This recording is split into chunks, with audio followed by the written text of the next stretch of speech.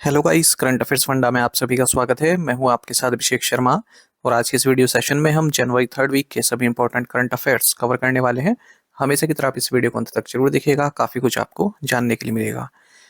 Session की शुरुआत करने से पहले आप सभी को बताना चाहूंगा कि आप हमारे daily current affairs PDF, weekly PDF, monthly PDF और हर महीने के banking and economic awareness PDF चाहते हैं तो करंट अफेयर्स फंडा का वन ईयर मेंबरशिप प्लान आप ज्वाइन कर सकते हैं, जिसका लिंक आपको वीडियो के डिस्क्रिप्शन में या फिर फर्स्ट कमेंट में मिल जाएगा। आपको बता दें, इस वन ईयर मेंबरशिप प्लान के तहत जितना भी हमारा पीडीएफ कंटेंट है हम आपको एक साल तक के लिए प्रोवाइड कराते हैं, जिसे आप डाउनलोड कर सकते हैं, प्रिंट आउट भी निकलवा सकते हैं। इसके लिए चाहे तो आप करंट अफेयर्स फंड ऐप को यूज़ कर सकते हैं या फिर अपने लैपटॉप या सिस्टम की मदद से वेब लॉगिन भी कर सकते हैं। कोई भी आपका एग्जाम हो, banking, SSC, railway, state PCS, जहाँ पर भी जनरल अवेयरनेस या करंट अफेयर्स पूछे जाते हैं, सभी एग्जाम्स के लिए हमारा पीडीएफ कंटेंट काफ़ी यूजफुल है। इस पीडीएफ कोर्स में हम आपको RB circulars, financial awareness, digital awareness, banking awareness, general economic awareness सब कुछ प्रोवाइड करा रहे हैं, वो भी एक साल की वैलिडिटी के साथ। तो ऐप का लिंक वीडियो के डिस्क्रिप्शन में दिया गया और फर्स्ट कमेंट में पिन कर दिया गया। उस लिंक पर क्लिक कीजिए, ऐप को इंस्टॉल कीजिए। लॉगिन करने के बाद आप ये कोर्स बाय कर पाएंगे। फिर भी कोई डाउट आपका रहता है तो हमारा कस्टमर केयर नंबर है 8448169188, इस पर आप कॉल कीजिए या फिर व्हाट्सएप करके भी जानकारी प्राप्त कर सकते हैं। तो चलिए फिर शुरुआत करते हैं इस वीडियो सेशन की। Who has been awarded the gold medal by the Royal Astronomical Society? Royal astronomical society द्वारा स्वर्ण पदक से किसे सम्मानित किया गया है? ऑप्शंस आपके सामने हैं। सही आंसर ऑप्शन बी है, Srinivas Kulkarni.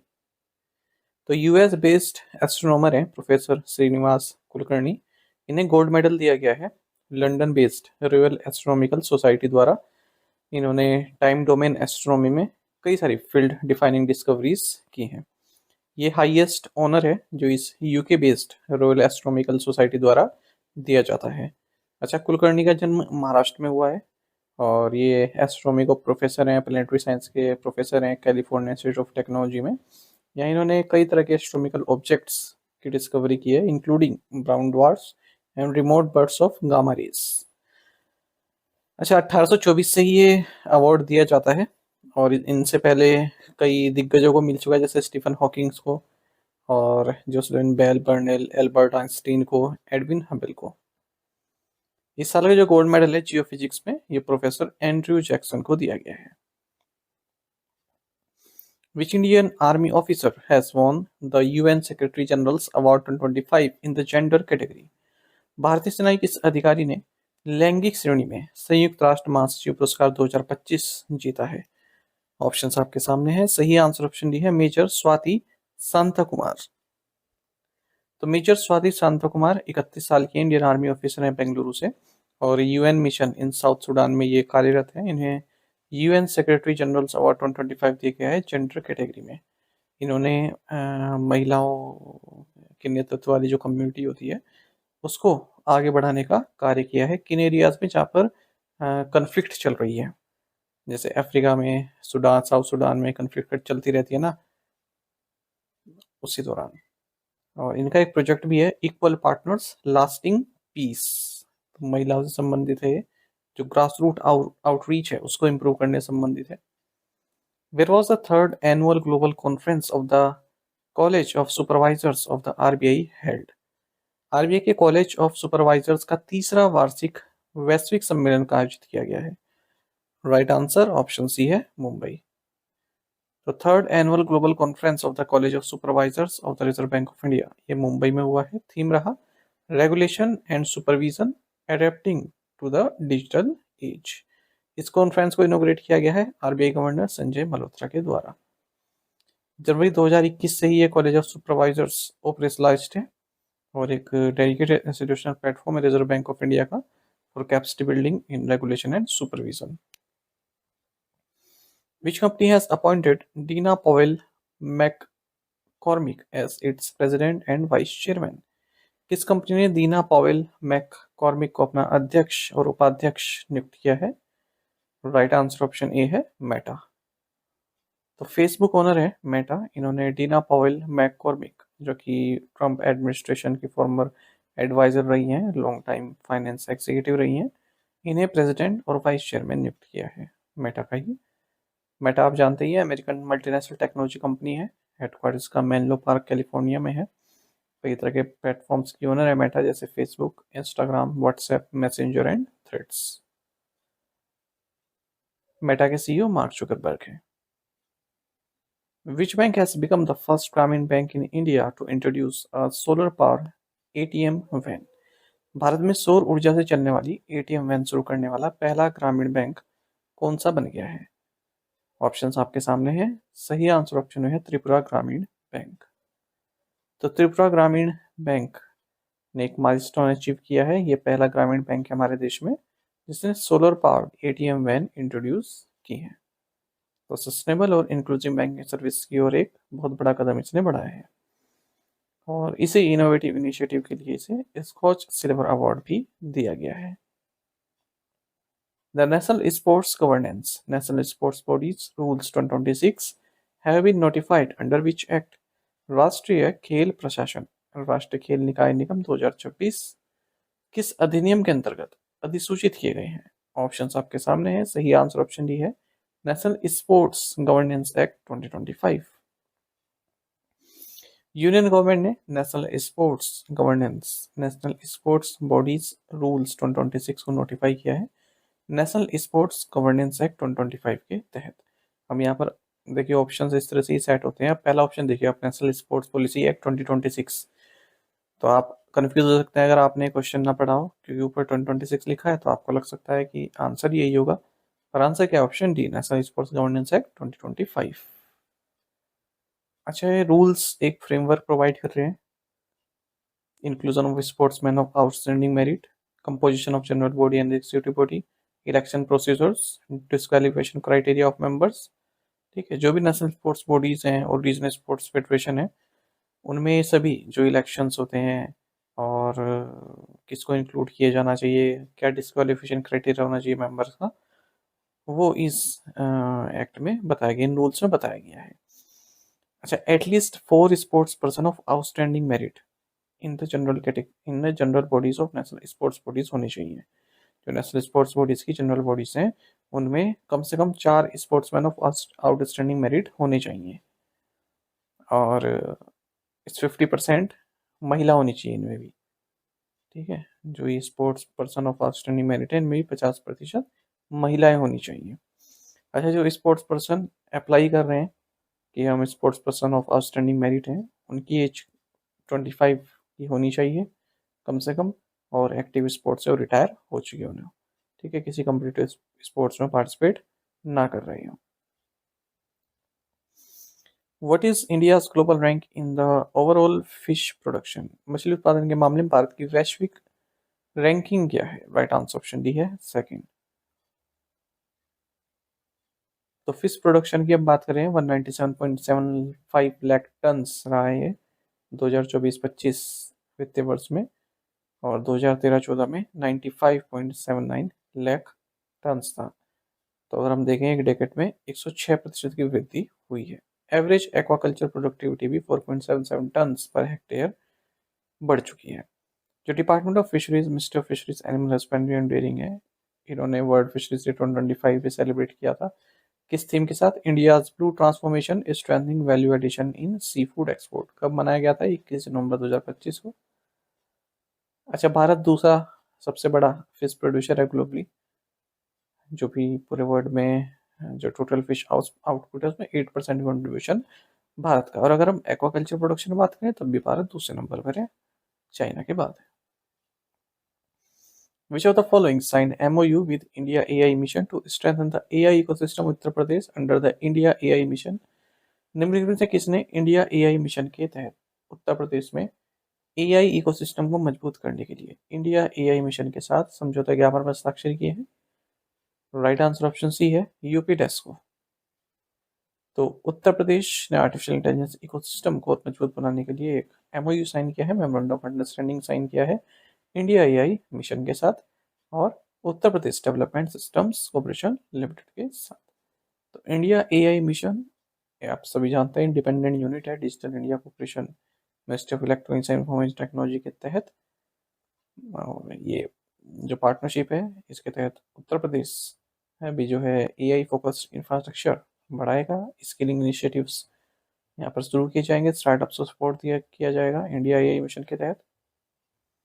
The Indian customs electronic gateway land port management system integration was inaugurated eight which location? भारतीय सीमा शुल्क electronic gateway land port management system के एकीकरण का उद्घाटन किस स्थान पर किया गया? राइट आंसर ऑप्शन सी है अगरतला, त्रिपुरा। तो सुरजीत भुजबल जो कि स्पेशल सेक्रेटरी एंड मेंबर हैं central board of indirect taxes and customs के, इन्होंने integration of the Indian customs electronic gateway land port management system को इनोग्रेट किया है integrated check post Agartala, Tripura में। इसके द्वारा अब जो real time bidirectional exchange हो सकता है, जो डेटा है आइस गेट और लैंड पोर्ट मैनेजमेंट सिस्टम, इन दोनों के बीच में रियल टाइम बाई डायरेक्शनल जो डेटा एक्सचेंज है वो हो सकता है। What is the year-on-year inflation rate based on the All India Consumer Price Index for December 2025? Akhil Bharatiya उपभोक्ता मूल्य सूचकांक के आधार पर दिसंबर 2025 के लिए वार्षिक मुद्रास्फीति दर क्या है? राइट आंसर ऑप्शन सी है 1.33%। देखिए, ईयर ऑन ईयर इन्फ्लेशन की अगर हम बात करें, वो भी all India consumer price index पर बेसिस पर, ठीक है, इस इंडेक्स के बेसिस पर, सीपीआई बेसिस पर अगर हम ईयर ऑन ईयर इन्फ्लेशन की बात करें, दिसंबर 2025 में 1.33% रही है दिसंबर 2024 के कंपेयर में। 62 बेसिस पॉइंट का इंक्रीज देखने को मिला है हेडलाइन इन्फ्लेशन में दिसंबर 2025 में।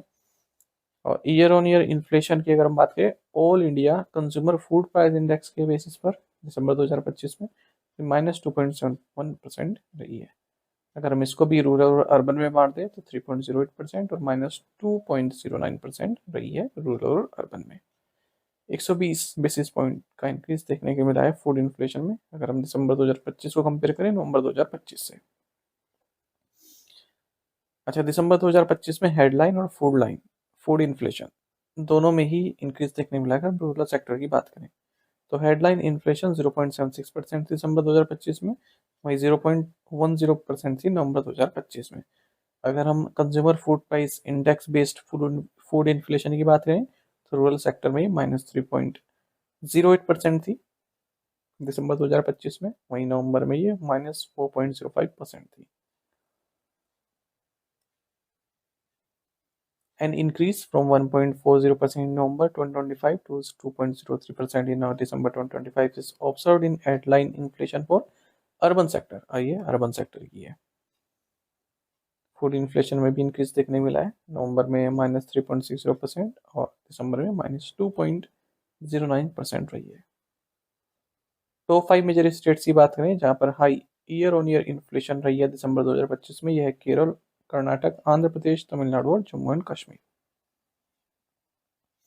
India mountaineer Aritra Roy has successfully summited Mount Aconcagua located in Argentina। भारतीय पर्वतारोही अरित्रा रॉय ने अर्जेंटीना में स्थित माउंट एकोनकागुआ के शिखर पर सफलतापूर्वक चढ़ाई कर ली है। तो जानी मानी इंडियन माउंटेनियर है अरित्रा रॉय, इन्होंने सक्सेसफुली माउंट एकोनकागुआ अर्जेंटीना पर चढ़ाई की। ये हाईएस्ट पीक है आउटसाइड एशिया, 6,967 मीटर की अबव मीन सी लेवल। और इस सोलो एक्सपीडिशन को अकेले थी हिंदुस्तान एरोनॉटिक्स लिमिटेड द्वारा स्पॉन्सर किया गया है। The PSLV C62 mission carrying EOS N1 earth observation satellite along with 15 co-passenger satellites was launched from which spaceport? EOS N1 पृथ्वी अवलोकन उपग्रह और 15 सहयात्री उपग्रहों को ले जाने वाला PSLV C62 मिशन किस स्पेसपोर्ट से लॉन्च किया गया? राइट आंसर ऑप्शन सी है श्रीहरिकोटा सेकंड लॉन्च कॉम्प्लेक्स। तो इंडियन स्पेस रिसर्च ऑर्गेनाइजेशन 2026 का पहला लॉन्च किया अपना PSLV C62 मिशन को, और इसमें EOS N1 earth observation satellite थी और भी 15 को पैसेंजर सैटेलाइट थी, जिनमें ब्राज़ील और नेपाल से 7 थी और सभी लॉस्ट हो चुकी हैं। ठीक है, ये अपने मिशन से डेविएट कर गया मिशन। और जो फर्स्ट लॉन्च पैड है सतीश धवन स्पेस सेंटर हरिकोटा, वहाँ से लॉन्च किया गया था इन्हें, और लॉन्च के 30 मिनट बाद ही इसरो ने देखा कि डेविएशन हो रहा है लॉन्च व्हीकल में ना PS3 स्टेज के दौरान। इसरो के चीफ हैं, चेयरमैन है वी नारायण, उन्होंने भी इस बात को एक्नॉलेज किया है। तो भले ही मिशन आपका उस तरह से ना गया हो, फिर भी एग्जाम पॉइंट ऑफ व्यू से महत्वपूर्ण है। Which country designated the Muslim Brotherhood branches in Egypt, Lebanon and Jordan as terrorist organizations? किस देश ने मिस्र, लेबनान और जॉर्डन में मुस्लिम ब्रदरहुड की शाखाओं को आतंकवादी संगठन घोषित किया है?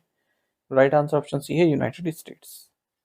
तो यूनाइटेड स्टेट्स ने मुस्लिम ब्रदरहुड की जो ब्रांचेस हैं इजिप्ट, लेबनान और जॉर्डन में, इन्हें टेररिस्ट ऑर्गेनाइजेशन डेजिग्नेट किया है। हम्म, और काफ़ी समय से डिमांड थी जो सऊदी अरब है और यूएई है, इन देशों की। अच्छा, मुस्लिम ब्रदरहुड, ये ऐसे कहते हैं, society of the Muslim brothers. ये एक ट्रांसनेशनल यानी कि अलग देशों में सुन्नी इस्लामिस्ट ऑर्गेनाइजेशन है जिसकी स्थापना इजिप्ट में हुई थी इमाम और हसन अल बन्ना द्वारा 1928 में। और इसका मकसद है कि शरिया लॉ होना चाहिए किसी भी कंट्री में, किसके अंदर, कैलिफेट के अंदर, खलीफा के अंदर। इनका स्लोगन भी है Islam is the solution. Which company signed the MOU with IIT Madras for the establishment of a corporate research center at the IITM Research Park? IITM research park में कॉर्पोरेट रिसर्च सेंटर की स्थापना के लिए IIT Madras के साथ समझौता ज्ञापन पर हस्ताक्षर किस कंपनी ने की है? राइट आंसर ऑप्शन डी है, कोरोमेंडल इंटरनेशनल। एग्री सॉल्यूशंस प्रोवाइडर्स हैं कोरोमंडल इंटरनेशनल, इन्होंने एमओयू साइन किया है Indian institute of technology Madras के साथ ताकि कॉर्पोरेट रिसर्च सेंटर को एस्टेब्लिश किया जा सके IITM research park. The center will act as a hub for joint research programs, technology incubation, talent development, and international collaboration, and will enable Coromandel to leverage the innovation technology infrastructure of IIT Madras ecosystem, India and abroad. What figure is permanently featured on the insignia of India's newly raised Bhairav Light Combat Battalions? Bharat के नवगठित Bhairav light combat battalion के प्रतीक चिन्ह पर कौन सी आकृति प्रमुखता से अंकित है? राइट आंसर ऑप्शन है वासुकी। तो देख लीजिए, वासुकी है, बीच में डैगर है, जैसे आप कह सकते हैं छुरा या फिर चाकू। भारत ने हाल ही में एक नई अपनी बटालियन रेस की है, भैरव लाइट कॉम्बैट, और ये कर्तव्य पथ पर मार्च डाउन करेगी रिपब्लिक डे परेड के दौरान। इसका इंसिग्निया या प्रतीक चिन्ह वासुकी है, किंग ऑफ स्नेक्स, और एक कमांडो डैगर भी है। मोटो है अदृश्य अदम्य, यानी कि इनविजिबल इंडोमिटेबल। भैरव जो नाम रखा गया है वो लॉर्ड शिवा पर के नाम पर रखा गया है, लॉर्ड शिवा की फॉर्म पर, है ना। और जिसमें कि आप देखते हैं वासुकी उनकी नेक के चारों तरफ है, और वासुकी सरपेंट को रिप्रेजेंट करता है जो एक माइथोलॉजिकल रॉक थी समुद्र मंथन के दौरान। Where was the first international spice routes conference organized? पहला अंतर्राष्ट्रीय मसाला मार्ग सम्मेलन कहाँ आयोजित किया गया? राइट आंसर ऑप्शन है कोची। तो first international spice routes conference ये बोलगट्टी पैलेस एर्नाकुलम कोची केरल में आयोजित किया गया है। मुजिरिस हेरिटेज प्रोजेक्ट ने इसको ऑर्गेनाइज किया है केरल टूरिज्म डिपार्टमेंट के साथ मिलकर। मुजिरिस जो आप देख रहे हैं ना, ये पहले एक टाउन हुआ करता था फर्स्ट सेंचुरी से फोर्थ सेंचुरी के बीच में, पेरियार रिवर के पास। जब आप एंशियंट हिस्ट्री पढ़ते हैं तो वहाँ पर आता है इसका जिक्र, कई एग्जाम में पूछा भी जाता है, एसएससी, रेलवे, इस तरह के एग्जाम में। तो यहाँ से ट्रेड हुआ करता था स्पाइसेस का। Where was the sports governance conclave held? खेल प्रशासन सम्मेलन कहाँ आयोजित किया गया? राइट आंसर ऑप्शन डी है, अहमदाबाद। तो sports governance conclave government of India द्वारा ऑर्गेनाइज किया गया है government of Gujarat and India Olympic association का मिलकर वीर सावरकर स्पोर्ट्स कॉम्प्लेक्स अहमदाबाद में। स्पोर्ट्स सेक्रेटरी है हरिरंजन राव, इन्होंने हमारे देश का जो 10 ईयर मेडल स्ट्रेटजी इसको भी यहाँ पर अनवील किया है। Who was appointed as the Director General of the National Investigation Agency (NIA)? राष्ट्रीय जांच एजेंसी NIA के महानिदेशक के रूप में किसे नियुक्त किया गया है? ऑप्शंस आपके सामने हैं। सही आंसर ऑप्शन सी है, Rakesh Agarwal. Senior IPS officer हैं राकेश अग्रवाल, इन्हें नेशनल इन्वेस्टिगेशन एजेंसी यानी कि NIA का डायरेक्टर जनरल नियुक्त किया गया है। वहीं पूर्व हरियाणा डीजीपी शत्रुजीत सिंह कपूर, इन्हें इंडो तिब्बतन बॉर्डर पुलिस यानी कि ITBP का डायरेक्टर जनरल नियुक्त किया गया है। और बॉर्डर सिक्योरिटी फोर्स यानी कि BSF के डायरेक्टर जनरल होंगे प्रवीण कुमार। जो मिस्टर अग्रवाल हैं NIA के चीफ जो बनाए गए हैं, इनका टेन्योर 31 अगस्त 2028 तक रहने वाला है। National startup day is observed every year on which date in India? राष्ट्रीय स्टार्टअप दिवस प्रतिवर्ष कब मनाया जाता है भारत में? राइट आंसर ऑप्शन सी है, 16 जनवरी। नेशनल स्टार्टअप डे भारत में 16 जनवरी को हर साल मनाया जाता है, और स्टार्टअप इंडिया की शुरुआत हुई थी 16 जनवरी 2016 को, इसलिए 16 जनवरी को ये डे मनाया जाता है। स्टार्टअप इंडिया एक फ्लैगशिप इनिशिएटिव है गवर्नमेंट ऑफ इंडिया के तहत। Department of promotion of industry internal trade इसको चलाता है। अच्छा, नेशनल स्टार्टअप 2026 ये किस पर फोकस कर रहा है? Decade of impact, looking ahead the next decade, और collaboration across the ecosystem. What does the middle portion of the BRICS 2026 logo under India's chairship depict? पूछ रहे हैं कि भारत की अध्यक्षता में आयोजित ब्रिक्स 2026 के लोगो के मध्य भाग में क्या दर्शाया गया है? ऑप्शंस आपके सामने हैं और सही आंसर ऑप्शन डी है नमस्ते सैल्यूटेशन। देखिए 2026 में जो ब्रिक्स की अध्यक्षता है वो भारत के पास है, तो पूरे साल भर ब्रिक्स से संबंधित जो भी कार्यक्रम आयोजित होंगे वो भारत की अध्यक्षता में ही होंगे और भारत में ही होंगे। एक्सटर्नल अफेयर्स मिनिस्टर हमारे एस जयशंकर, इन्होंने ब्रिक्स 2026 के लिए ऑफिशियल वेबसाइट, थीम और लोगो लॉन्च किया है और कहा है कि भारत का जो फोकस रहने वाला है वो ह्यूमैनिटी फर्स्ट और पीपल सेंट्रिक अप्रोच पर रहने वाला है। तो 1 जनवरी से शुरुआत हो गई थी भारत की प्रेसिडेंसी की, ब्राज़ील ने हमें सौंपी थी और लास्ट टाइम जब भारत ने प्रेसिडेंसी हासिल की थी ब्रिक्स की समिट की तो 2021 में की थी, कोविड पैंडेमिक के दौरान। तो जो लोगो जारी किया गया है भारत की ब्रिक्स अध्यक्षता के तहत, इसका डिजाइन है लोटस फ्लावर। देखिए मैं दोबारा से आपको दिखा देता हूँ, आप यहीं याद हो जाएगा, ये लोटस फ्लावर है, बीच में देखिए नमस्ते का साइन बना हुआ है, ये हमने पूछा भी था। तो जो मिडिल पोर्शन है उसमें नमस्ते का सैल्यूटेशन आपको देखने के लिए मिल रहा है।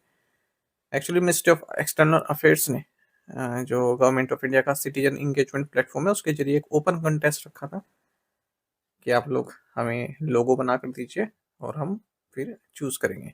तो सुदीप सुभाष गांधी ने ये लोगो बनाया है, उनका नाम यहाँ पर लिया गया है। अच्छा, इस लोगो की टैगलाइन भी है, building for resilience, innovation, cooperation and sustainability. Where did the Gulf Shield exercise 2026 conclude? Gulf Shield exercise 2026 का समापन कहाँ हुआ है? राइट आंसर ऑप्शन सी है सऊदी अरब। तो जॉइंट मिलिट्री एक्सरसाइज है शील्ड, गल्फ शील्ड 2026, ये रस अल खैर सऊदी अरब में कंप्लीट हुई है या कंक्लूड हुई है।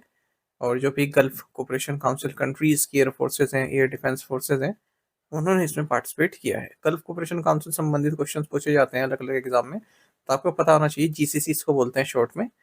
तो 6 मिडिल ईस्टर्न कंट्रीज का ये एक पॉलिटिकल एंड इकोनॉमिक अलायंस है, Saudi Arab, UAE, Kuwait, Qatar, Bahrain and Oman. तो इसमें यही पूछ लेते हैं कि निम्नलिखित में से कौन गल्फ कोऑपरेशन काउंसिल का सदस्य नहीं है। तो कभी ऑप्शन में आपको टर्की दे देंगे, कभी यमन दे देंगे, तो वो नहीं है इसके मेंबर। केवल याद रखेंगे सऊदी अरब, यूएई, कुवैत, कतर, बहरीन और ओमान।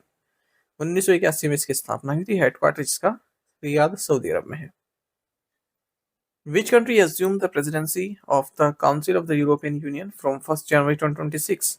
1 जनवरी 2026 से यूरोपीय संघ परिषद की अध्यक्षता किस देश ने ग्रहण की है?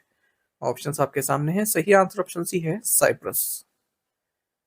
तो साइप्रस के पास council of the European Union की प्रेसिडेंसी आ चुकी है, जैसे भारत के पास ब्रिक्स की आई है ना, इस तरह से साइप्रस के पास council of the European Union की प्रेसिडेंसी आई है 1 जनवरी 2026 से। साइप्रस ने यूरोपियन यूनियन को ज्वाइन किया था 1 मई 2004 को और इसकी भी यूरो करेंसी ही है, 2008 में इसने अडॉप्ट की थी। थोड़ा सा जान लेते हैं council of the European union के बारे में। तो देखिए यूरोपियन यूनियन के तहत 7 इंस्टीट्यूशन आते हैं, उनमें से तीसरा ये है council of the European union, ठीक है। और यूरोपियन यूनियन में 2 लेजिस्लेटिव बॉडीज हैं, एक तो है council of the European union, दूसरा है यूरोपियन पार्लियामेंट। तो ये किसी भी फैसले को अमेंड कर सकती हैं, अप्रूव कर सकती हैं, वीटो भी कर सकती हैं। अच्छा, जो प्रेसिडेंसी है इस council of the European Union की, ये मेंबर स्टेट्स में रोटेट होती रहती है हर 6 महीने के बाद।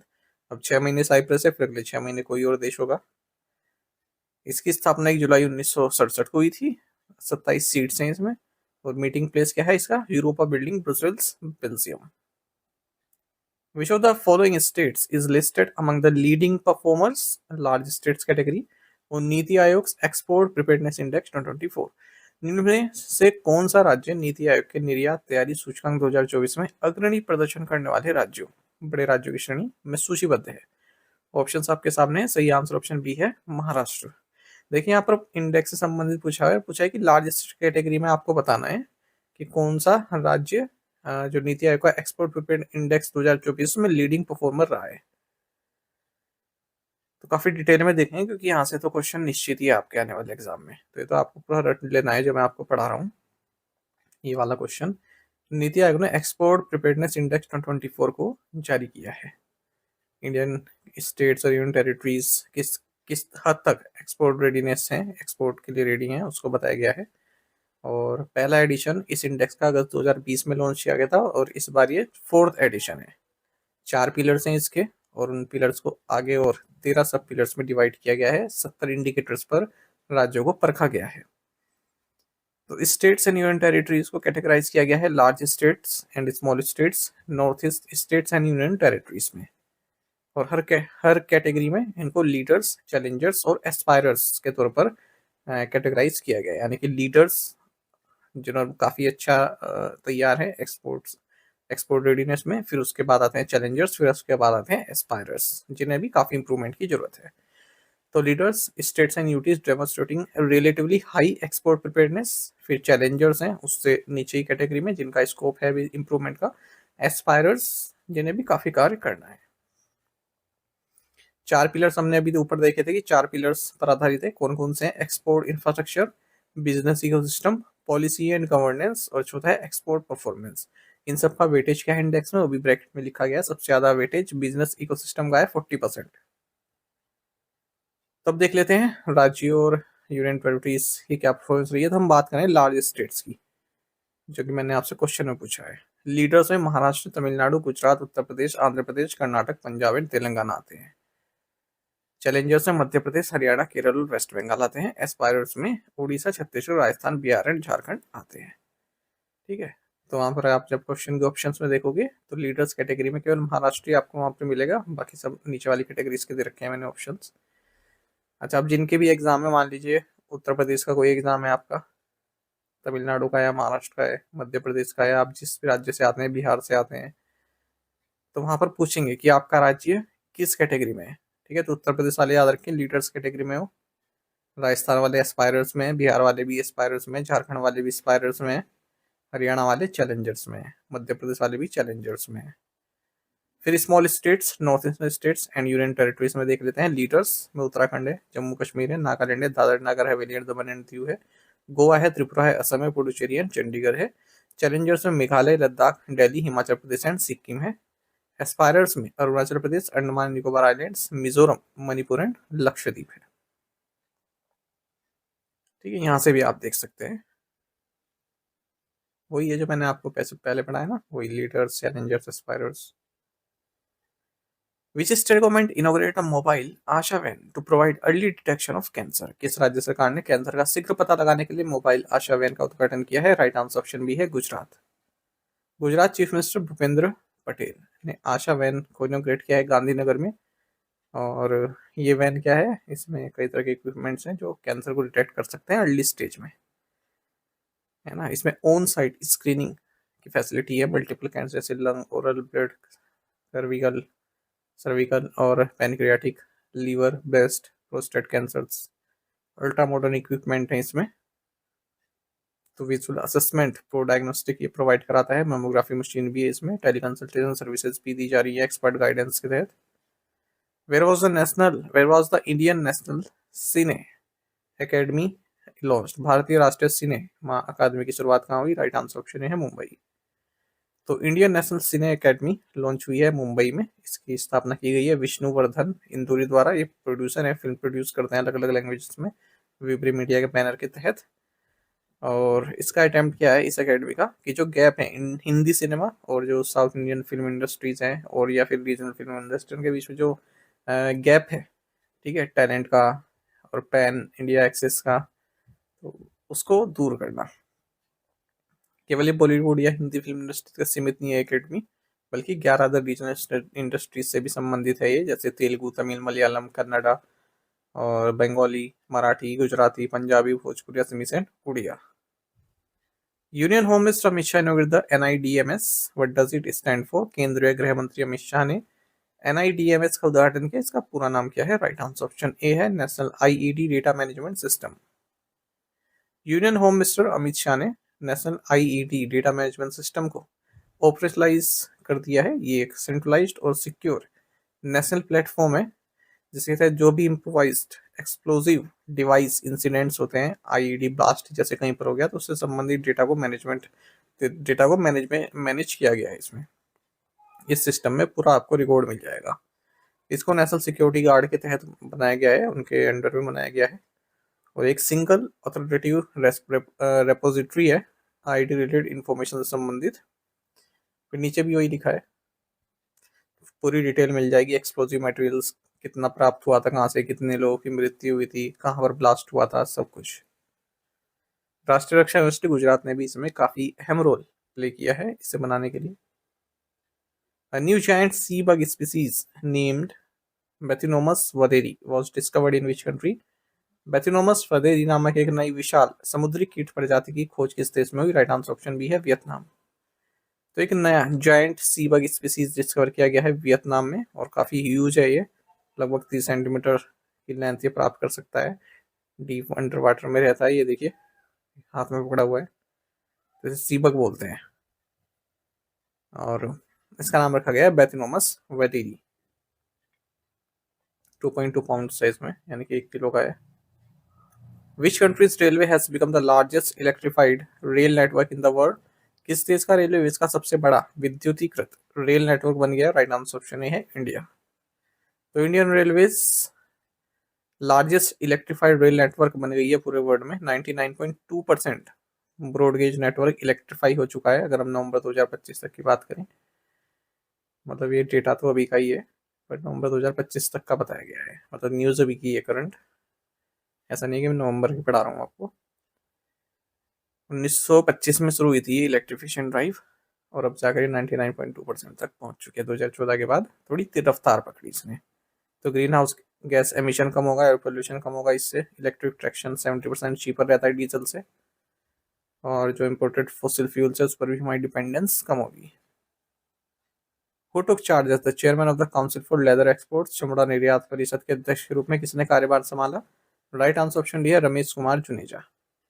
रमेश कुमार जुनेजा वाइस चेयरमैन है काउंसिल फॉर लेदर एक्सपोर्ट्स की, इन्होंने चेयरमैनशिप संभाली है इस काउंसिल की। जो ये काउंसिल फॉर लेदर एक्सपोर्ट है, एक एक्सपोर्ट प्रमोशन काउंसिल है, ministry of commerce and industry पर इसको स्पॉन्सर किया जाता है, चेन्नई बेस्ड है।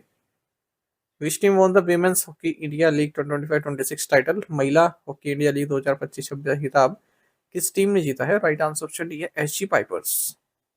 एसजी पाइपर्स ने सारोची बंगाल टाइगर्स को 3-2 से हराया है शूट आउट में, और women's hockey India league 2025-26 title को जीता है। कहां पर? जयपाल सिंह स्टेडियम, रांची, झारखंड में। इस 7th सीजन था इस एनुअल हॉकी इंडिया लीग का। Player of the tournament Navneet Kaur रही है दिल्ली एसजी पाइपर्स की। As of December 31st, 2025, how many public health facilities had received National Quality Assurance Standards (NQAS) certification? 31 दिसंबर 2025 तक कितने सार्वजनिक स्वास्थ्य संस्थानों को राष्ट्रीय गुणवत्ता आश्वासन मानक प्रमाणन प्राप्त हो चुका है? Right answer option D 50,373।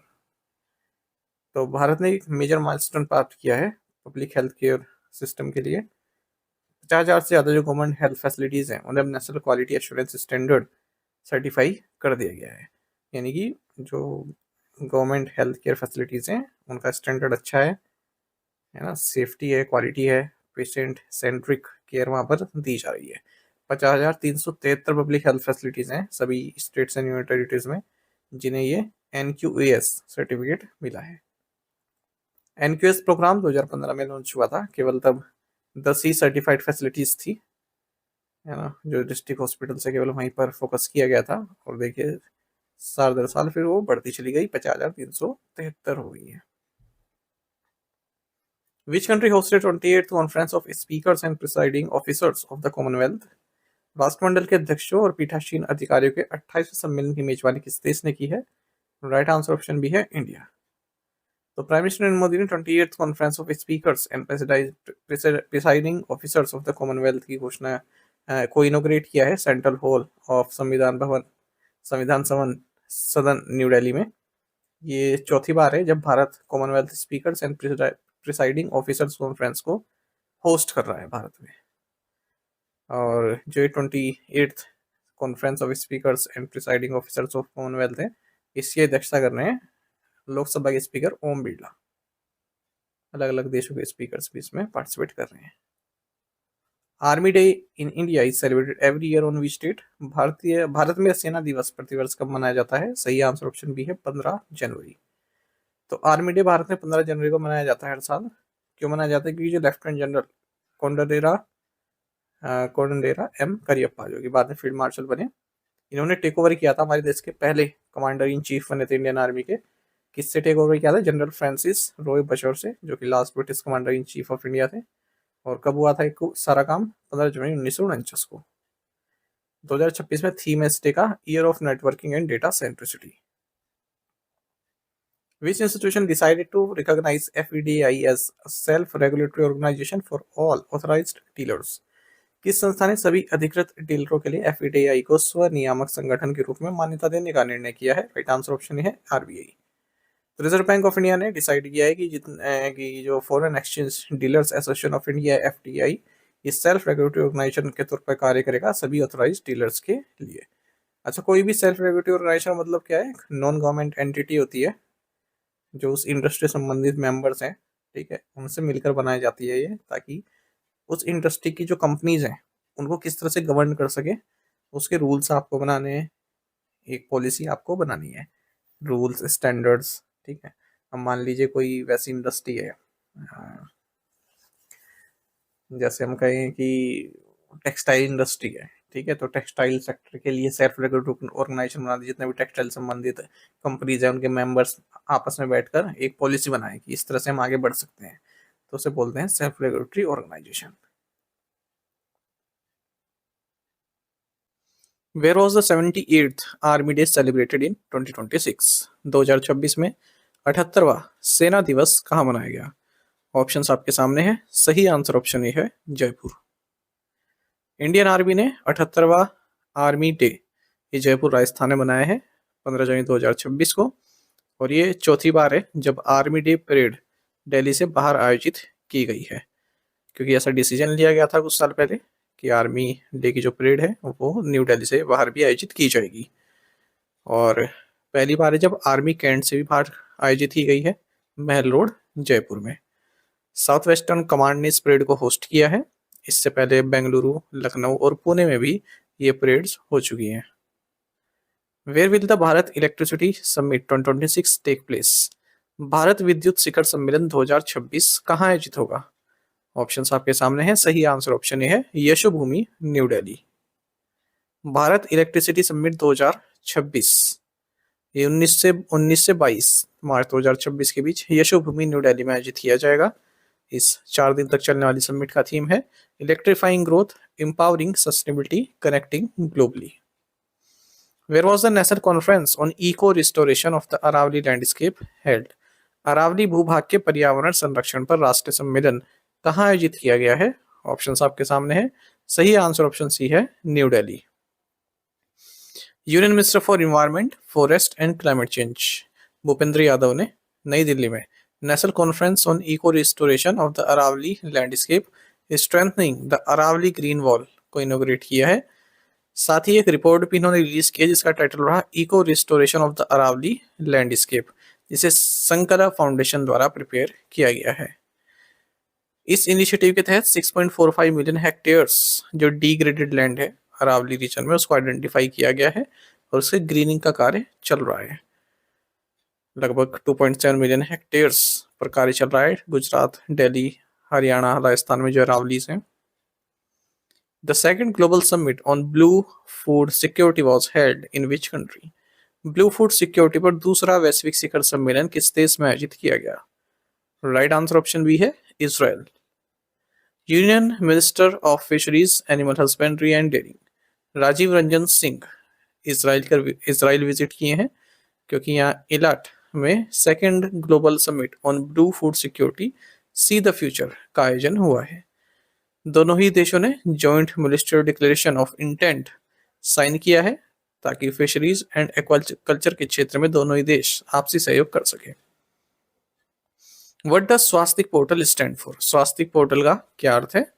Right answer option C है scientifically validated societal traditional knowledge.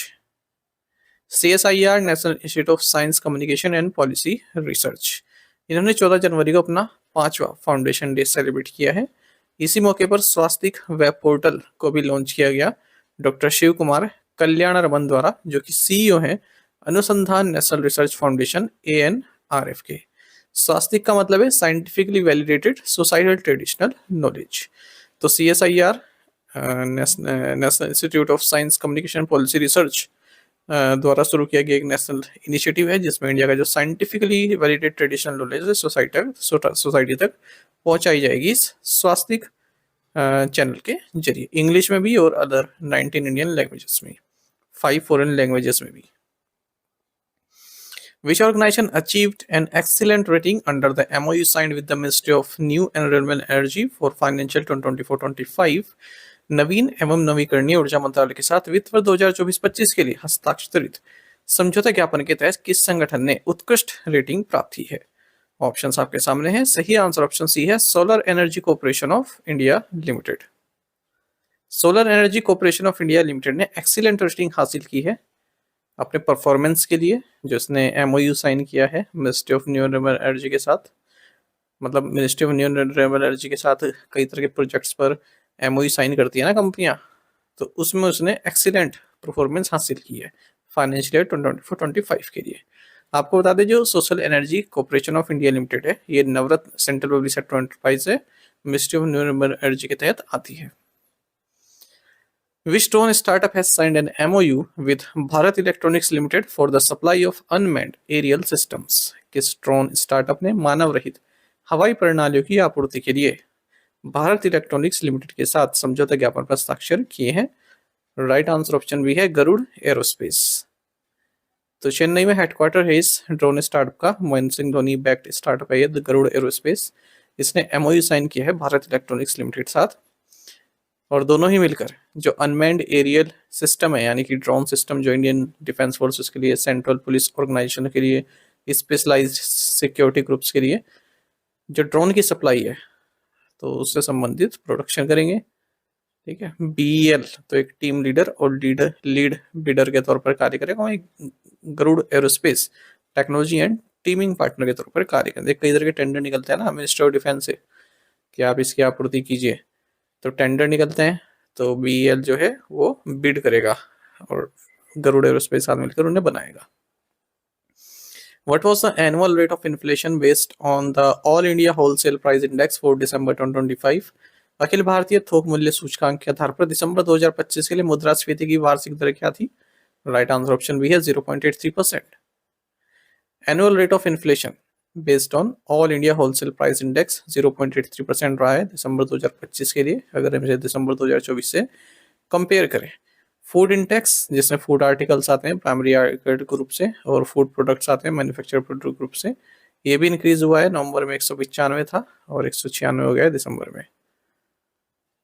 DPIIT ने इंडेक्स नंबर्स रिलीज किए हैं होलसेल प्राइस के भारत में, मंथली बेसिस पर करता है हर महीने की 14 तारीख को, है ना, और 2 वीक का लैग रहता है डेटा में। Which organisation launch the programme creators corner? Creators corner कार्यक्रम किस संगठन ने शुरू किया? राइट आंसर ऑप्शन बी है Prasar Bharati.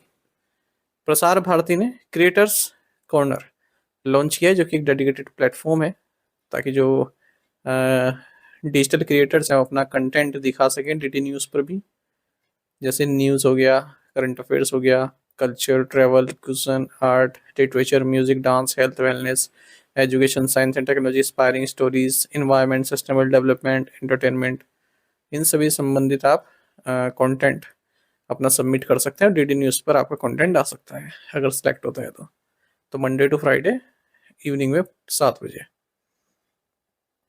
Which organization released the report titled Achieving Efficiencies in MSME Sector Through Convergence of Schemes? योजनाओं के अभिसरण के माध्यम से MSME क्षेत्र में दक्षता हासिल करना शीर्षक वाली रिपोर्ट किस संगठन ने जारी की है? राइट आंसर ऑप्शन ए है नीति आयोग। नीति आयोग ने रिपोर्ट जारी की है जिसका टाइटल है achieving efficiencies in MSME sector through convergence of schemes.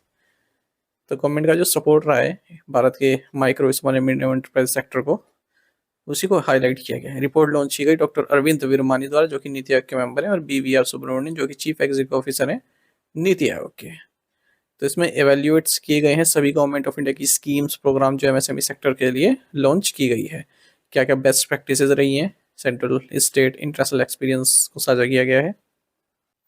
What is India's global rank in the Henley Passport Index 2026? Henley passport index 2026 में भारत की वैश्विक रैंकिंग क्या है? ऑप्शंस आपके सामने हैं। सही आंसर ऑप्शन सी है 80th। हेनली पासपोर्ट इंडेक्स 2026 जो कि अलग अलग देशों के पासपोर्ट्स को एक रैंकिंग देता है। किस हिसाब से? वीज़ा फ्री एक्सेस के हिसाब से, कितनी डेस्टिनेशंस पर उस पासपोर्ट से आप वीज़ा फ्री एक्सेस कर सकते हैं। तो इसी क्रम में सिंगापुर वर्ल्ड की मोस्ट पावरफुल कंट्री, अगर हम पासपोर्ट के बारे में बात करें, या फिर आप कह सकते हैं सिंगापुर का जो पासपोर्ट है वो वर्ल्ड का मोस्ट पावरफुल पासपोर्ट है। यहाँ के जो रेजिडेंट्स हैं सिंगापुर के, वो 192 डेस्टिनेशंस पर वीज़ा फ्री जा सकते हैं। और फिर दूसरे नंबर पर जापान और साउथ कोरिया आते हैं, दोनों ही एशिया से हैं। ये भी 188 कंट्रीज में वीज़ा फ्री एक्सेस प्रोवाइड कराते हैं इनके passport. Denmark, Luxembourg, Spain, Sweden and Switzerland ये तीसरे नंबर पर है, 186 वीज़ा फ्री डेस्टिनेशंस कवर करते हैं। चौथे नंबर पर Austria, Belgium, France, Germany, Greece, Ireland, the Netherlands and Norway आते हैं, 185 कंट्रीज को वीज़ा फ्री एक्सेस देते हैं। Hungary, Portugal, Slovakia, Slovenia and UAE ये टॉप 5 में है, मतलब 5th पोजीशन पर है ये।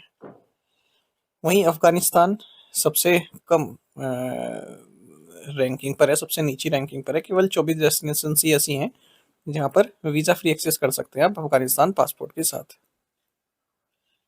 इंडियन पासपोर्ट की अब बात करते हैं, तो भारत ने पिछले साल की रैंकिंग से इम्प्रूव किया है, 80th पोजीशन पर है। मैं 80th पर ही अल्जीरिया और नाइजर भी है, ये याद रखिएगा आप।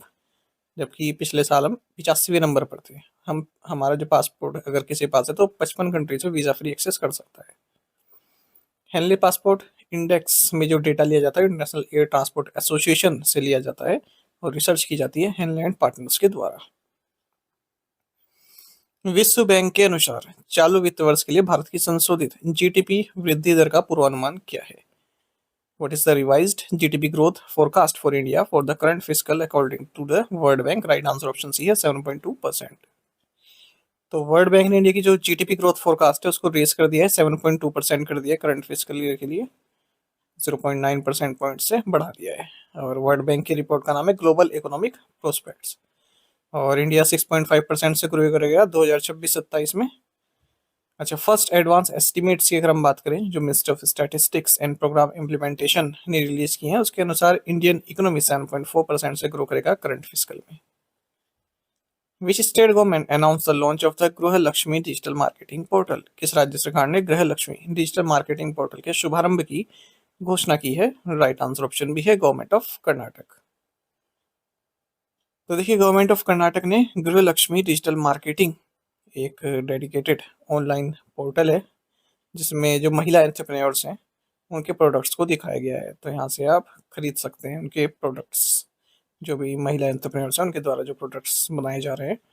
और इस इनिशिएटिव को लॉन्च किया गया है चीफ मिनिस्टर सिद्धरामैया और डिप्टी चीफ मिनिस्टर डी के शिव कुमार द्वारा। Which bank has enabled payment of government of Karnataka's Khajane second e receipts through internet banking? किस बैंक ने कर्नाटक सरकार के खजाने 2 ई रसीदों का भुगतान इंटरनेट बैंकिंग के माध्यम से करने की सुविधा शुरू की है? राइट आंसर ऑप्शन सी है कर्नाटका बैंक। तो कर्नाटका बैंक ने गवर्नमेंट ऑफ कर्नाटक का जो खजाने 2 ई रिसीट्स है, तो इसमें पेमेंट्स की सुविधा चालू कर दी है इंटरनेट बैंकिंग प्लेटफॉर्म के जरिए। इसी के साथ अब जो भी वेरियस स्टेट गवर्नमेंट टैक्सेस हैं, फीस हैं जो कर्नाटक के सिटीजन से लिए जाते हैं, वो कर्नाटक बैंक अब उसको इंटरनेट बैंकिंग सर्विस के जरिए प्राप्त कर पाएगा। Managing director and CEO Karnataka bank के राघवेंद्र एस भट्ट हैं। Who has been appointed as the chairperson of the 15-member committee formed by PFRDA to formulate guidelines and regulations for assured payouts under the National Pension System? राष्ट्रीय pension प्रणाली के तहत सुनिश्चित भुगतान के लिए दिशा निर्देश और नियम बनाने हेतु पीएफआरडी द्वारा गठित 15 सदस्यीय समिति के अध्यक्ष के रूप में किसे नियुक्त किया गया है? राइट आंसर ऑप्शन डी है डॉक्टर एम.एस. Sahu. Pension fund regulatory and development authority PFRDA ने एक हाई लेवल कमेटी को कॉन्स्टिट्यूट किया है जिसके जरिए जो नेशनल पेंशन सिस्टम के तहत जो पे आउट्स होते हैं, ठीक है, उससे संबंधित फ्रेमवर्क बनाए जाएंगे, कुछ गाइडलाइंस और रेगुलेशंस बनाए जाएंगे।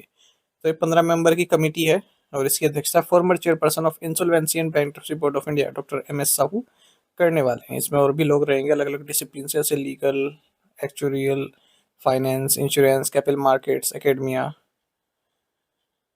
और एश्योर्ड पे आउट्स के अलावा भी कई तरह के कार्य ये करेगा। Lock in period, withdrawal limits और प्राइसिंग मैकेनिज्म, फी स्ट्रक्चर, इन सब से संबंधित भी रिकमेंडेशन अपनी देगा। Which university inaugurated the IIT Mandi catalyst satellite centre on it's campus? किस विद्यालय ने अपने परिसर में IIT Mandi catalyst satellite centre का उद्घाटन किया है? राइट आंसर ऑप्शन डी है गलगोटियाज यूनिवर्सिटी। तो गलगोटियाज यूनिवर्सिटी ने अपने कैंपस में IIT Mandi catalyst satellite centre को इनोग्रेट किया है। ठीक है, इनोवेशन, रिसर्च, ट्रांसलेशन और स्टार्टअप क्रिएशन के लिए। The centre aims to support early stage startups, promote deep tech innovation, bridge the gap between research and real world application. Which state government signed an MOU to establish India's first fully stacked sovereign artificial intelligence park? किस राज्य सरकार ने भारत का पहला पूर्ण स्तरीय संप्रभु कृत्रिम बुद्धिमत्ता पार्क स्थापित करने के लिए समझौता ज्ञापन पर हस्ताक्षर किए? राइट आंसर ऑप्शन सी है government of Tamil Nadu. Government of Tamil Nadu ने एक मेमोरेंडम ऑफ अंडरस्टैंडिंग साइन किया है सर्वम AI के साथ, जिसके जरिए इंडिया का first full stack sovereign artificial intelligence park राज्य में स्थापित किया जाएगा, लगभग 10,000 करोड़ की इन्वेस्टमेंट के साथ। और इसके जरिए 1,000 high skill deep tech jobs create होंगी, एक रोबस्ट AI सिस्टम राज्य में बनेगा। The ministry of information broadcasting collaborated with which global streaming platform for inspiring innovators नए भारत की नई पहचान इनिशिएटिव? सूचना एवं प्रसारण मंत्रालय ने इंस्पायरिंग इनोवेटर्स नए भारत की नई पहचान पहल के लिए किस वैश्विक स्ट्रीमिंग प्लेटफॉर्म के साथ सहयोग किया है? राइट आंसर ऑप्शन डी है नेटफ्लिक्स। तो ministry of information broadcasting and office of principal scientific adviser to government of India, इन्होंने हाल ही में एक स्किलिंग इनिशिएटिव को लॉन्च किया है जिसका टाइटल है इंस्पायरिंग इनोवेटर्स नए भारत की नई पहचान, और इसको लॉन्च किया गया है Netflix fund for creative equity के साथ मिलकर, और साथ ही इसमें ग्रेफिटी स्टूडियोज का भी योगदान रहा है।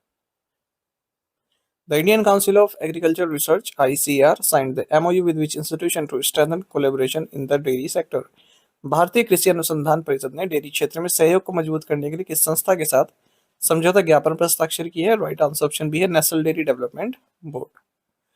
तो Indian council of agriculture research ICAR ने मेमोरेंडम ऑफ अंडरस्टैंडिंग साइन किया है national dairy development board NDDB के साथ, ताकि डेयरी सेक्टर में कोलेब्रेशन ये दोनों कर सके, जैसे multi disciplinary research, innovation, capacity building,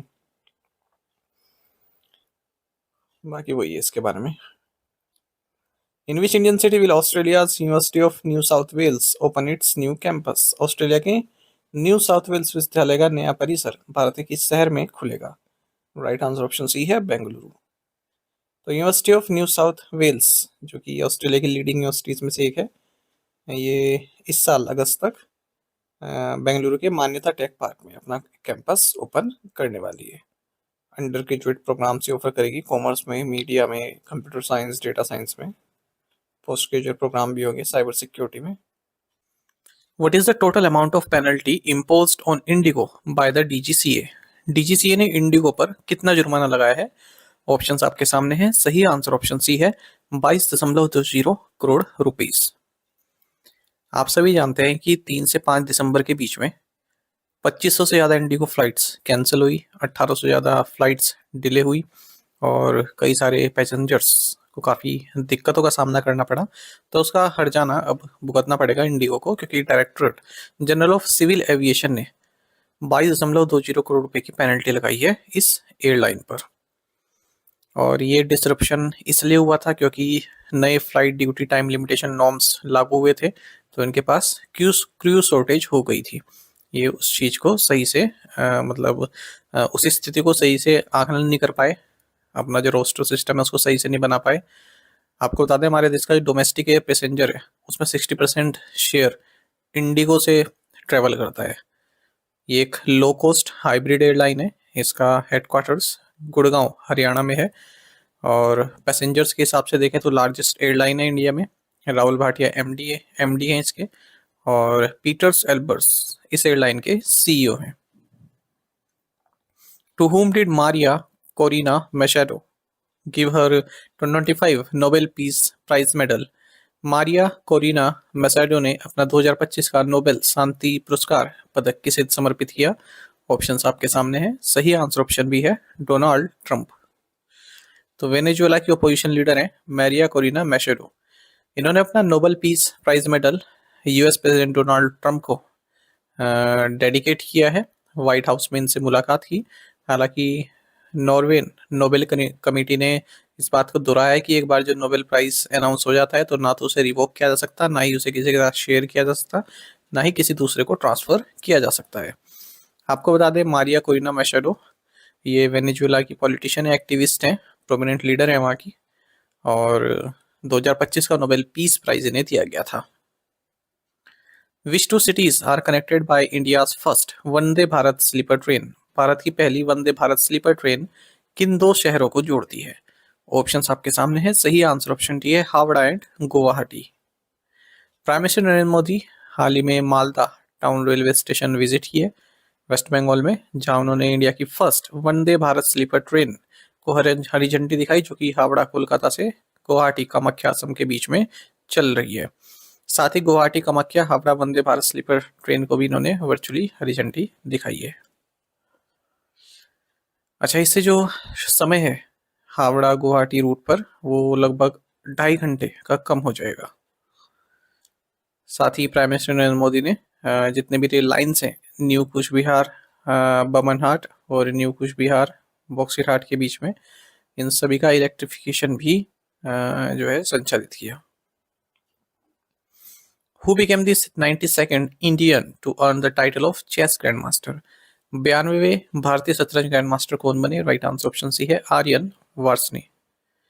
Aryan वार्सने ये 92nd इंडियन बने हैं जिन्होंने चेस ग्रैंड मास्टर का टाइटल अर्न किया है।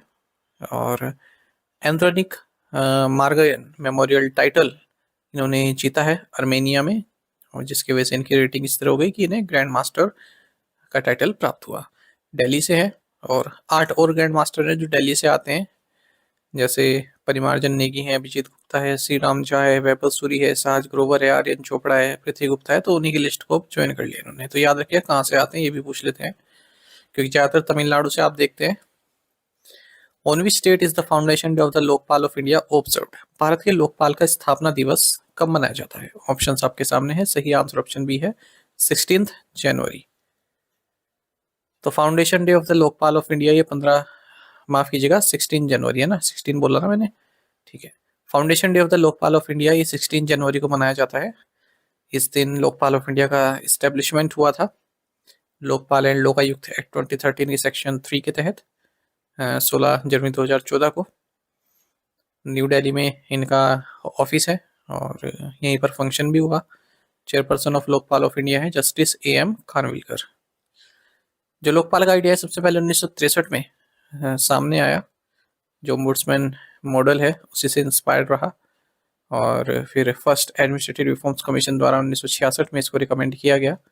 भारत ने 2011 में UN कन्वेंशन अगेंस्ट करप्शन को रेटिफाई किया, जिसके कारण लोकपाल एंड लोकायुक्त एक्ट 2013 पास हुआ, और ये अस्तित्व में आया 16 जनवरी 2014 को, जिससे लोकपाल की स्थापना हुई इस एक्ट के सेक्शन 3 के जरिए।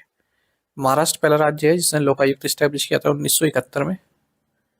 लोकपाल में चेयरपर्सन होते हैं और 8 पर्सन मैक्सिमम हो सकते हैं। उनमें भी 50% जुडिशियल मेंबर्स होने चाहिए, 50% SC ST OBC minorities and women होनी चाहिए, और 5 साल तक इनका कार्यकाल रह सकता है, या फिर जब तक 70 साल की एज इनकी हो जाए। चेयरपर्सन और मेंबर्स लोकपाल के ये प्रेसिडेंट ऑफ इंडिया द्वारा अपॉइंट किए जाते हैं। एक सिलेक्शन कमेटी इनके नेम रिकमेंड करती है। सिलेक्शन कमेटी में prime minister, speaker of Lok Sabha, leader of opposition, chief justice of India, फिर नॉमिनी, और एक एमिनेंट जूरिस्ट जिसे प्रेसिडेंट ने नॉमिनेट किया है वो शामिल रहते हैं। चेयरपर्सन जो भी बनेगा लोकपाल का वो या तो सर्विंग या फिर former chief justice of India या फिर सुप्रीम कोर्ट जज होना चाहिए। अच्छा, लोकपाल की जो पावर है वो CBI से भी ऊपर होती है अगर कोई केस दोनों के पास कॉमन हो। Who represented India at the G7 Critical Minerals Ministerial Meeting in Washington DC, United states? America के वॉशिंगटन DC में आयोजित G7 महत्वपूर्ण खनिज मंत्री स्तरीय बैठक में भारत का प्रतिनिधित्व किसने किया? राइट आंसर ऑप्शन बी है Ashwini Vaishnaw. Union minister for electronics and information technology Ashwini Vaishnaw ने G7 critical minerals ministerial meeting में पार्टिसिपेट किया है वॉशिंगटन डीसी यूनाइटेड स्टेट्स में। और G7 यानी कि ग्रुप ऑफ 7 के फाइनेंस मिनिस्टर्स की मीटिंग चल रही है यूनाइटेड स्टेट्स में, तो उसी दौरान ये मीटिंग भी हुई है, क्रिटिकल मिनरल्स मिनिस्ट्रियल मीटिंग। तो G7 में Canada, France, Germany, Italy, Japan, UK and US शामिल है और यूरोपियन यूनियन भी शामिल है, और भारत और ऑस्ट्रेलिया को यहाँ पर इनवाइट किया गया है। भारत जल्द ही यूएस नेतृत्व वाले पैक्सिलिका इनिशिएटिव को ज्वाइन करेगा। भारत होस्ट करेगा फरवरी 19-20 को AI impact summit new Delhi में, तो उससे पहले भारत ज्वाइन कर सकता है इनिशिएटिव को। भारत अभी इसका हिस्सा नहीं है पैक्सिलिका का, हालांकि इसमें US, Japan, South Korea, Singapore, Netherlands, UK, Israel, UAE और ऑस्ट्रेलिया शामिल है। Which edition of the ASEAN India digital ministers meeting was recently held? हाल ही में आसियान भारत डिजिटल मंत्रियों की बैठक का कौन सा संस्करण आयोजित किया गया? राइट आंसर ऑप्शन सी है सिक्स्थ। तो sixth ASEAN India digital ministers meeting virtually संपन्न हुई। इसका थीम रहा adaptive ASEAN from connectivity to connected intelligence, और इसकी अध्यक्षता अमित अग्रवाल ने की, जो कि सेक्रेटरी हैं department telecommunications government of India. जो ये ASEAN India digital ministers meeting है, ये एक एनुअल फोरम है टेलीकॉम एंड डिजिटल मिनिस्टर्स का, जो भी 11 आसियान मेंबर स्टेट्स हैं जैसे Brunei, Cambodia, Indonesia, Laos, Malaysia, Myanmar, Philippines, Singapore, Thailand, Timor Leste और वियतनाम। साथ ही आसियान के जो डायलेक्ट पार्टनर्स हैं Australia, Canada, China, European union, India, Japan, Korea, south Korea, New Zealand, Russia, United kingdom और United states. इस meeting में ASEAN India digital work plan for 2026 को adopt किया गया, जो कि निम्नलिखित थीम्स पर आधारित है, जैसे ICT ट्रेनिंग और capacity building programme, India ASEAN regulators conference और development of telecom ICT solutions. Which foreign bank received the in principle approval from the RBI to set up wholly owned subsidiary in India? किस विदेशी bank को RBI से भारत में पूर्ण स्वामित्व वाली सहायक कंपनी स्थापित करने के लिए सैद्धांतिक मंजूरी मिली है? ऑप्शंस आपके सामने है, सही आंसर ऑप्शन डी है Sumitomo Mitsui banking corporation. Reserve Bank of India को सैद्धांतिक रूप से मंजूरी मिल गई है Sumitomo Mitsui banking corporation Japan से कि ये अपनी होली ओन्ड सब्सिडरी भारत में सेटअप कर सकती है। Reserve Bank of India setting up of wholly owned subsidiaries bye foreign bank guideline 2025 के तहत। जो सुमितो मित्सुई बैंकिंग कॉर्पोरेशन है, फिलहाल इसका भारत में जो बैंकिंग बिजनेस है वो ब्रांच मोड पर चल रहा है। 4 ब्रांचेज हैं इसकी, न्यू दिल्ली में, मुंबई में, चेन्नई में और बेंगलुरु में। अब ये अपनी जो एग्जिस्टिंग ब्रांचेस हैं, ठीक है, उनको कन्वर्ट कर देगा होली ओन्ड सब्सिडरी में। What is the maximum compensation that the RBI ombudsman can award for consequential loss suffered by the complainant? RBI Lokpal शिकायतकर्ता को हुए अप्रत्यक्ष नुकसान के लिए अधिकतम कितना मुआवजा दे सकता है? ऑप्शंस आपके सामने है, सही आंसर ऑप्शन डी है 30 लाख रुपीस। देखिए, रिजर्व बैंक ऑफ इंडिया ने इंटीग्रेटेड ओम्बुड्समैन स्कीम को रिवाइज किया है और 1 जुलाई 2026 से ये अस्तित्व में आएगी, और इससे पहले का जो वर्जन है 2021 का वर्जन उसे रिप्लेस करेगी। तो काफ़ी आसान हो जाएगा जो भी ग्रीवेंसेज है उनको हैंडल करना ओम्बुड्समैन के लिए भी, और जो ग्रीवेंस पार्टीज है उनके लिए भी। एक कॉस्ट इफेक्टिव और काफ़ी एक्सपीडियस ग्रीवेंस रेड्रेस फोरम यहाँ पर RBI द्वारा बनाया गया है। अच्छा, यहाँ पर अब RBI ओम्बुड्समैन के पास ये पावर होगी कि वो 30 लाख रुपए तक का कंपनसेशन प्रोवाइड करा सकता है जो भी कस्टमर है, ठीक है, जो उसको कॉन्सिक्वेंशियल लॉस में अप्रत्यक्ष घाटा जो उसको हुआ है, और वहीं उसका जो समय खराब हुआ है उसके लिए भी 3 लाख रुपए तक का कंपनसेशन ओम्बुड्समैन प्रोवाइड करा सकता है। जैसे हरासमेंट हुआ है उसको, मेंटल एंग्विश हुआ है ना, ये सभी। अच्छा, इस स्कीम में कौन कौन कवर रहेंगे? Commercial banks, regional rural banks, state and central cooperative banks, urban cooperative banks जिनका डिपॉजिट 50 करोड़ या उससे अधिक का है, नॉन बैंकिंग फाइनेंशियल कंपनीज यानी कि NBFC जो डिपॉजिट एक्सेप्ट करती हैं, फिर जिनके एसेट्स 100 करोड़ या इससे अधिक के हैं, और कस्टमर डीलिंग में जो इंगेज हैं वो भी इंक्लूड रहेंगी। हालांकि इसमें हाउसिंग फाइनेंस और कोर इन्वेस्टमेंट कंपनीज एक्सक्लूड रहेंगी। All non bank prepaid payment issuer जैसे digital wallets, credit information companies जो क्रेडिट कोड को हैंडल करती हैं वो भी इस स्कीम का हिस्सा रहने वाले हैं। तो कस्टमर कैसे अपना ग्रीवेंस एंटर कर सकता है? तो पहले अपने बैंक में वो लिखित में दे, ठीक है, या फिर किसी मोड में दे जो भी उसकी दिक्कत है। 30 दिन तक बैंक के पास रेस्पॉन्ड करने का टाइम होता है। अगर कोई रिप्लाई ना आए तब फिर वो RBI ओम्बुड्समैन में फाइल कर सकता है 90 दिन के अंदर। एक बार जब फाइल हो जाता है फिर centralize receipt and processing centre Chandigarh check करता है कि वो जो कंप्लेन है वो वैलिड है या नहीं है। फिर आरबीआई ओम्बुड्समैन को भेजा जाता है। फिर उसके पास 15 दिन का टाइम होता है डॉक्यूमेंट्स के साथ रिस्पॉन्ड करने का। अगर वो आरबीआई ओम्बुड्समैन के डिसीजन से भी अनहैप्पी है तो वो एफिलिएट अथॉरिटी जो कि आरबीआई का एग्जीक्यूटिव डायरेक्टर है वहां पर 30 दिन के अंदर फाइल कर सकता है। कोई भी टाइम लिमिट नहीं है, मतलब कितने भी अमाउंट, कितने भी रुपए की जो डिस्प्यूट है वो आरबीआई ओम्बुड्समैन के सामने लाई जा सकती है। Changi Naval Base, where Indian Navy's first training squadron, comprising INS Tir, INS Shardul, INS Sujata, and Indian Coast Guard ship Sarathi arrived, is located in which country? Changi नौसैनिक अड्डा जहां भारतीय नौसेना का पहला प्रशिक्षण स्क्वाड्रन आईएनएस तीर, INS Shardul, INS Sujata और भारतीय तटरक्षक जहाज सारथी पहुंचे किस देश में स्थित है? राइट आंसर ऑप्शन डी है सिंगापुर। इंडियन नेवी का फर्स्ट ट्रेनिंग स्क्वाड्रन जिसमें आईएनएस तीर, आईएनएस शार्दुल, आईएनएस सुजाता और इंडियन कोस्ट गार्ड शिप सारथी है, ये चांगी नवल बेस सिंगापुर में पहुंचे हैं। और ये जो डिप्लॉयमेंट है ये काफ़ी महत्वपूर्ण है 2026 के लिए, क्योंकि association of south east Asian nations India year of maritime cooperation हम मना रहे हैं 2026 को। Which team won the 5th LG cup ice hockey championship? 5वीं LG cup ice hockey championship किस टीम ने जीती है? राइट आंसर ऑप्शन सी है Indo Tibetan border police. Ladakh में 5th LG cup ice hockey championship conclude हुई है Bemathang ice hockey ground Kargil में। आईटीबीपी ने इस टाइटल को जीता है Ladakh scouts team of Indian army को हराकर। Who has been appointed as the Vigilance Commissioner in the Central Vigilance Commission? केंद्रीय सतर्कता आयोग में सतर्कता आयुक्त के रूप में किसे नियुक्त किया गया है? ऑप्शंस आपके सामने हैं, सही आंसर ऑप्शन सी है Praveen Vashisht. President of India ने प्रवीण वशिष्ठ को विजिलेंस कमिश्नर नियुक्त किया है सेंट्रल विजिलेंस कमीशन में। सेंट्रल विजिलेंस कमीशन एक्ट 2003 इसके जरिए सेंट्रल विजिलेंस कमिश्नर को अपॉइंट किया जाता है और 2 विजिलेंस कमिश्नर भी अपॉइंट किए जाते हैं। जो टेन्योर होता है विजिलेंस कमिश्नर का 4 साल का होता है या फिर 65 की एज प्राप्त कर ले। Who chair the 9th apex level meeting of the narco coordination centre? Narco coordination centre की 9वीं शीर्ष स्तरीय बैठक की अध्यक्षता किसने की? राइट आंसर ऑप्शन ए है अमित शाह। तो union home minister Amit Shah ने 9th अपेक्स लेवल मीटिंग की अध्यक्षता की है narco coordination centre New Delhi.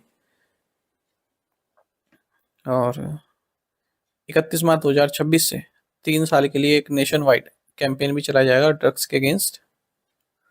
Narco coordination centre mechanism को स्थापित किया गया 2016 में for better coordination between states and ministry of home affairs. Who is the author of the book अग्नि सरसुलो विकासिंचिना कमलम द्रौपदी मुर्मू? तो इस पुस्तक के लेखक कौन है? राइट आंसर ऑप्शन डी है यार्लगदा लक्ष्मी प्रसाद। तो प्रेसिडेंट द्रौपदी मुर्मू की जिंदगी पर एक बुक रिलीज की गई है लक्ष्मम्मा द्वारा, जो कि सैनिटेशन वर्कर है जो रोड्स को साफ करती हैं आंध्र यूनिवर्सिटी विशाखापट्टनम में। इस बुक का टाइटल जो है ये आप देख सकते हैं और इसे ऑथर किया है यार्लगदा लक्ष्मी प्रसाद द्वारा, जो कि फॉर्मर एमपी हैं, प्रेसिडेंट है विश्व हिंदी परिषद के। As per the Avatar's Top Cities for Women in India 2025 report, which city retained the number 1 position as the top city for women in India? अवतार की top cities for women in India 2025 report के अनुसार भारत में महिलाओं के लिए सबसे अच्छा शहर कौन सा है? राइट आंसर ऑप्शन डी है बेंगलुरु। तो बेंगलुरु नंबर 1 पोजीशन पर। अगर हम top city for women in India की बात करें, चेन्नई, पुणे, हैदराबाद, मुंबई ये टॉप 5 में आते हैं। ठीक है, अवतार के top cities for women in India 2025 report में बताया गया है। और गुड़गांव भी है टॉप 10 में, नंबर 6 पर है ये, लास्ट ईयर नंबर 9 पर था। जो ये 2025 का एडिशन है इसमें 125 सिटीज को कवर किया गया है। Cities were ranked based on the city inclusion score derived from 2 parameters, social inclusion score and industrial inclusion score. Which organization hosted the Bharat climate forum 2026 in New Delhi? नई दिल्ली में आयोजित भारत जलवायु मंच 2026 की मेजबानी किस संगठन ने की? राइट आंसर ऑप्शन डी है council for international economic understanding. The vice president of India CP Radhakrishnan, इन्होंने इनॉग्रल एड्रेस दिया है Bharat climate forum 2026 from India to the world climate solution that work. कहाँ पर? आईटीसी मौर्य न्यू दिल्ली में। इस इवेंट को host किया गया council for international economic understanding द्वारा डेलबर्ग एडवाइजर्स के साथ मिलकर। विच team won the final of the 2025-26 Vijay Hazare trophy? 2025-26 Vijay Hazare trophy का फाइनल किस टीम ने जीता? ऑप्शंस आपके सामने हैं, सही आंसर ऑप्शन बी है विदर्भ। तो 2025-26 विजय हजारे ट्रॉफी, ये इस टूर्नामेंट का 33वां एडिशन है। ये एक लिस्ट ए टूर्नामेंट है भारत में क्रिकेट से संबंधित। 24 दिसंबर से 18 जनवरी 2026 के बीच में ये खेला गया है। रणजी ट्रॉफी की जितने भी 38 टीम्स हैं सबने पार्टिसिपेट किया। कर्नाटक डिफेंडिंग चैंपियन रहा, मतलब पिछली बार जब ये टूर्नामेंट हुआ था तो कर्नाटक ने जीता हुआ था ये। इस बार की बात करें तो विदर्भ ने फाइनल में सौराष्ट्र को 38 रन से हरा दिया है, अपना मेडन टाइटल जीता है विजय हजारे ट्रॉफी का, यानी कि पहली बार जीती उन्होंने विजय हजारे ट्रॉफी। और ये फाइनल खेला गया है बेंगलुरु में, BCCI centre of excellence ground 1 में। प्लेयर ऑफ द सीरीज रहे विदर्भ के Aman Mokhade. Who will be the chief guest at India's 77th republic day celebrations? निम्नलिखित में से कौन भारत के 77वें गणतंत्र दिवस समारोह में मुख्य अतिथि होंगे? ऑप्शंस आपके सामने हैं, सही आंसर ऑप्शन बी है एंटोनियो कोस्टा। डिफेंस सेक्रेटरी हैं राजेश कुमार सिंह, इन्होंने अनाउंस किया है कि यूरोपियन यूनियन लीडर्स जैसे एंटोनिया कोस्टा जो कि प्रेसिडेंट है यूरोपियन काउंसिल के, और उर्सुला वॉन डेर लेयन जो कि प्रेसिडेंट है यूरोपियन कमीशन की, ये दोनों ही चीफ गेस्ट होंगे भारत की 77वीं रिपब्लिक डे सेलिब्रेशन में। 90 मिनट तक ये रिपब्लिक डे परेड चलेगी 26 जनवरी को कर्तव्य पथ पर, और थीम रहेगा 150 ईयर्स ऑफ वंदे मातरम। इस परेड में कई चीजें पहली बार देखने को मिलेंगी, जैसे कि भैरव बटालियन, शक्तिपाण रेजिमेंट्स, ड्रोन शक्ति, एक यूनिवर्सल रॉकेट लॉन्चर, और पहली बार यूरोपियन नवल कंटिजेंट भी इस पार्टिसिपेट में इस परेड में पार्टिसिपेट करेगा। जो मार्चिंग कंटिजेंट है उसमें भैरव कंटिजेंट भी रहने वाला है, उच्च कदम ताल करते हुए देखने के लिए मिलेंगे। Virat Kohli surpassed which former cricketer to become the second highest run scorer in international cricket? Virat Kohli ने किस पूर्व क्रिकेटर को पीछे छोड़कर अंतर्राष्ट्रीय क्रिकेट में दूसरे सबसे ज्यादा रन बनाने वाले खिलाड़ी का खिताब हासिल किया? ऑप्शंस आपके सामने हैं, सही आंसर ऑप्शन डी है कुमार संगकारा। तो भारत की विराट कोहली ये सेकंड हाईएस्ट स्कोरर बन गए हैं इंटरनेशनल क्रिकेट के सभी प्रारूपों में।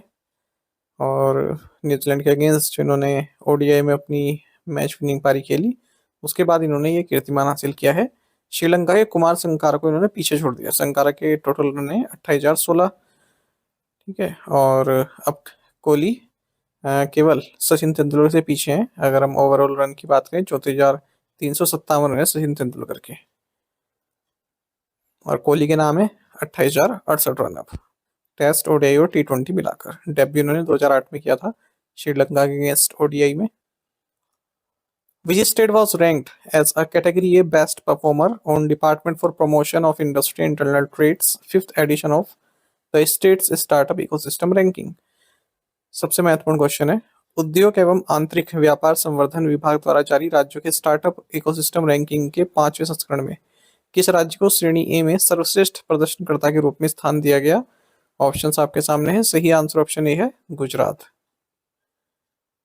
तो हम बात कर रहे हैं department for promotion of industry internal trade DPIIT ने जो 5th एडिशन लॉन्च किया है स्टेट्स स्टार्टअप इकोसिस्टम रैंकिंग का।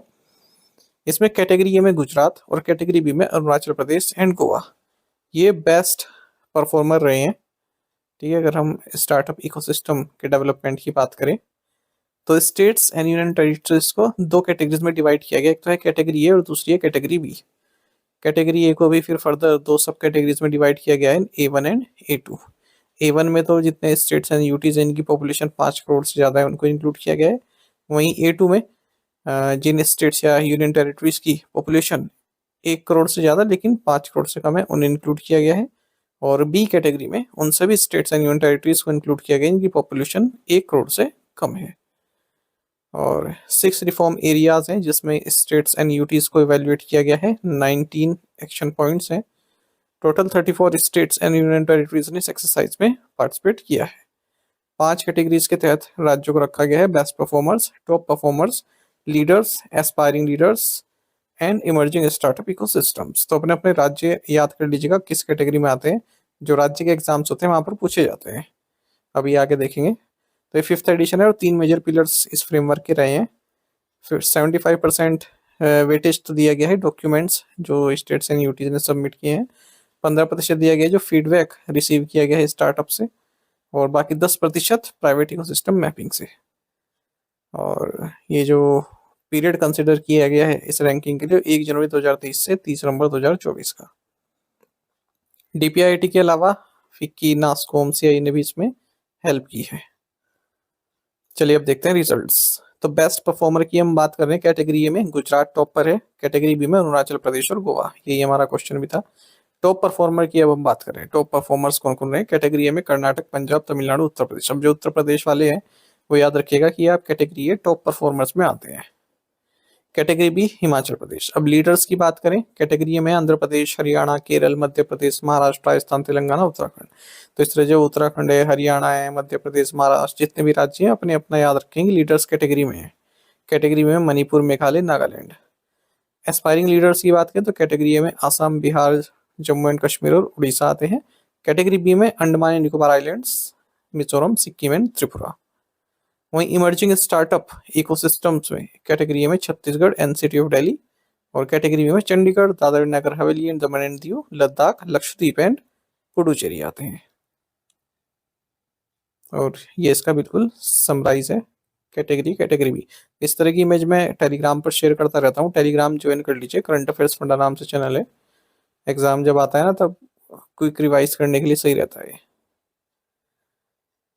INS Sagar Dhwani was flagged off from Southern Naval Command Kochi for which edition of the Sagar Maitri initiative? सागर मैत्री पहले की संस्करण के लिए INS सागर ध्वनि को दक्षिणी नौसेना कमान कोच्चि से हरी झंडी दिखाकर रवाना किया गया।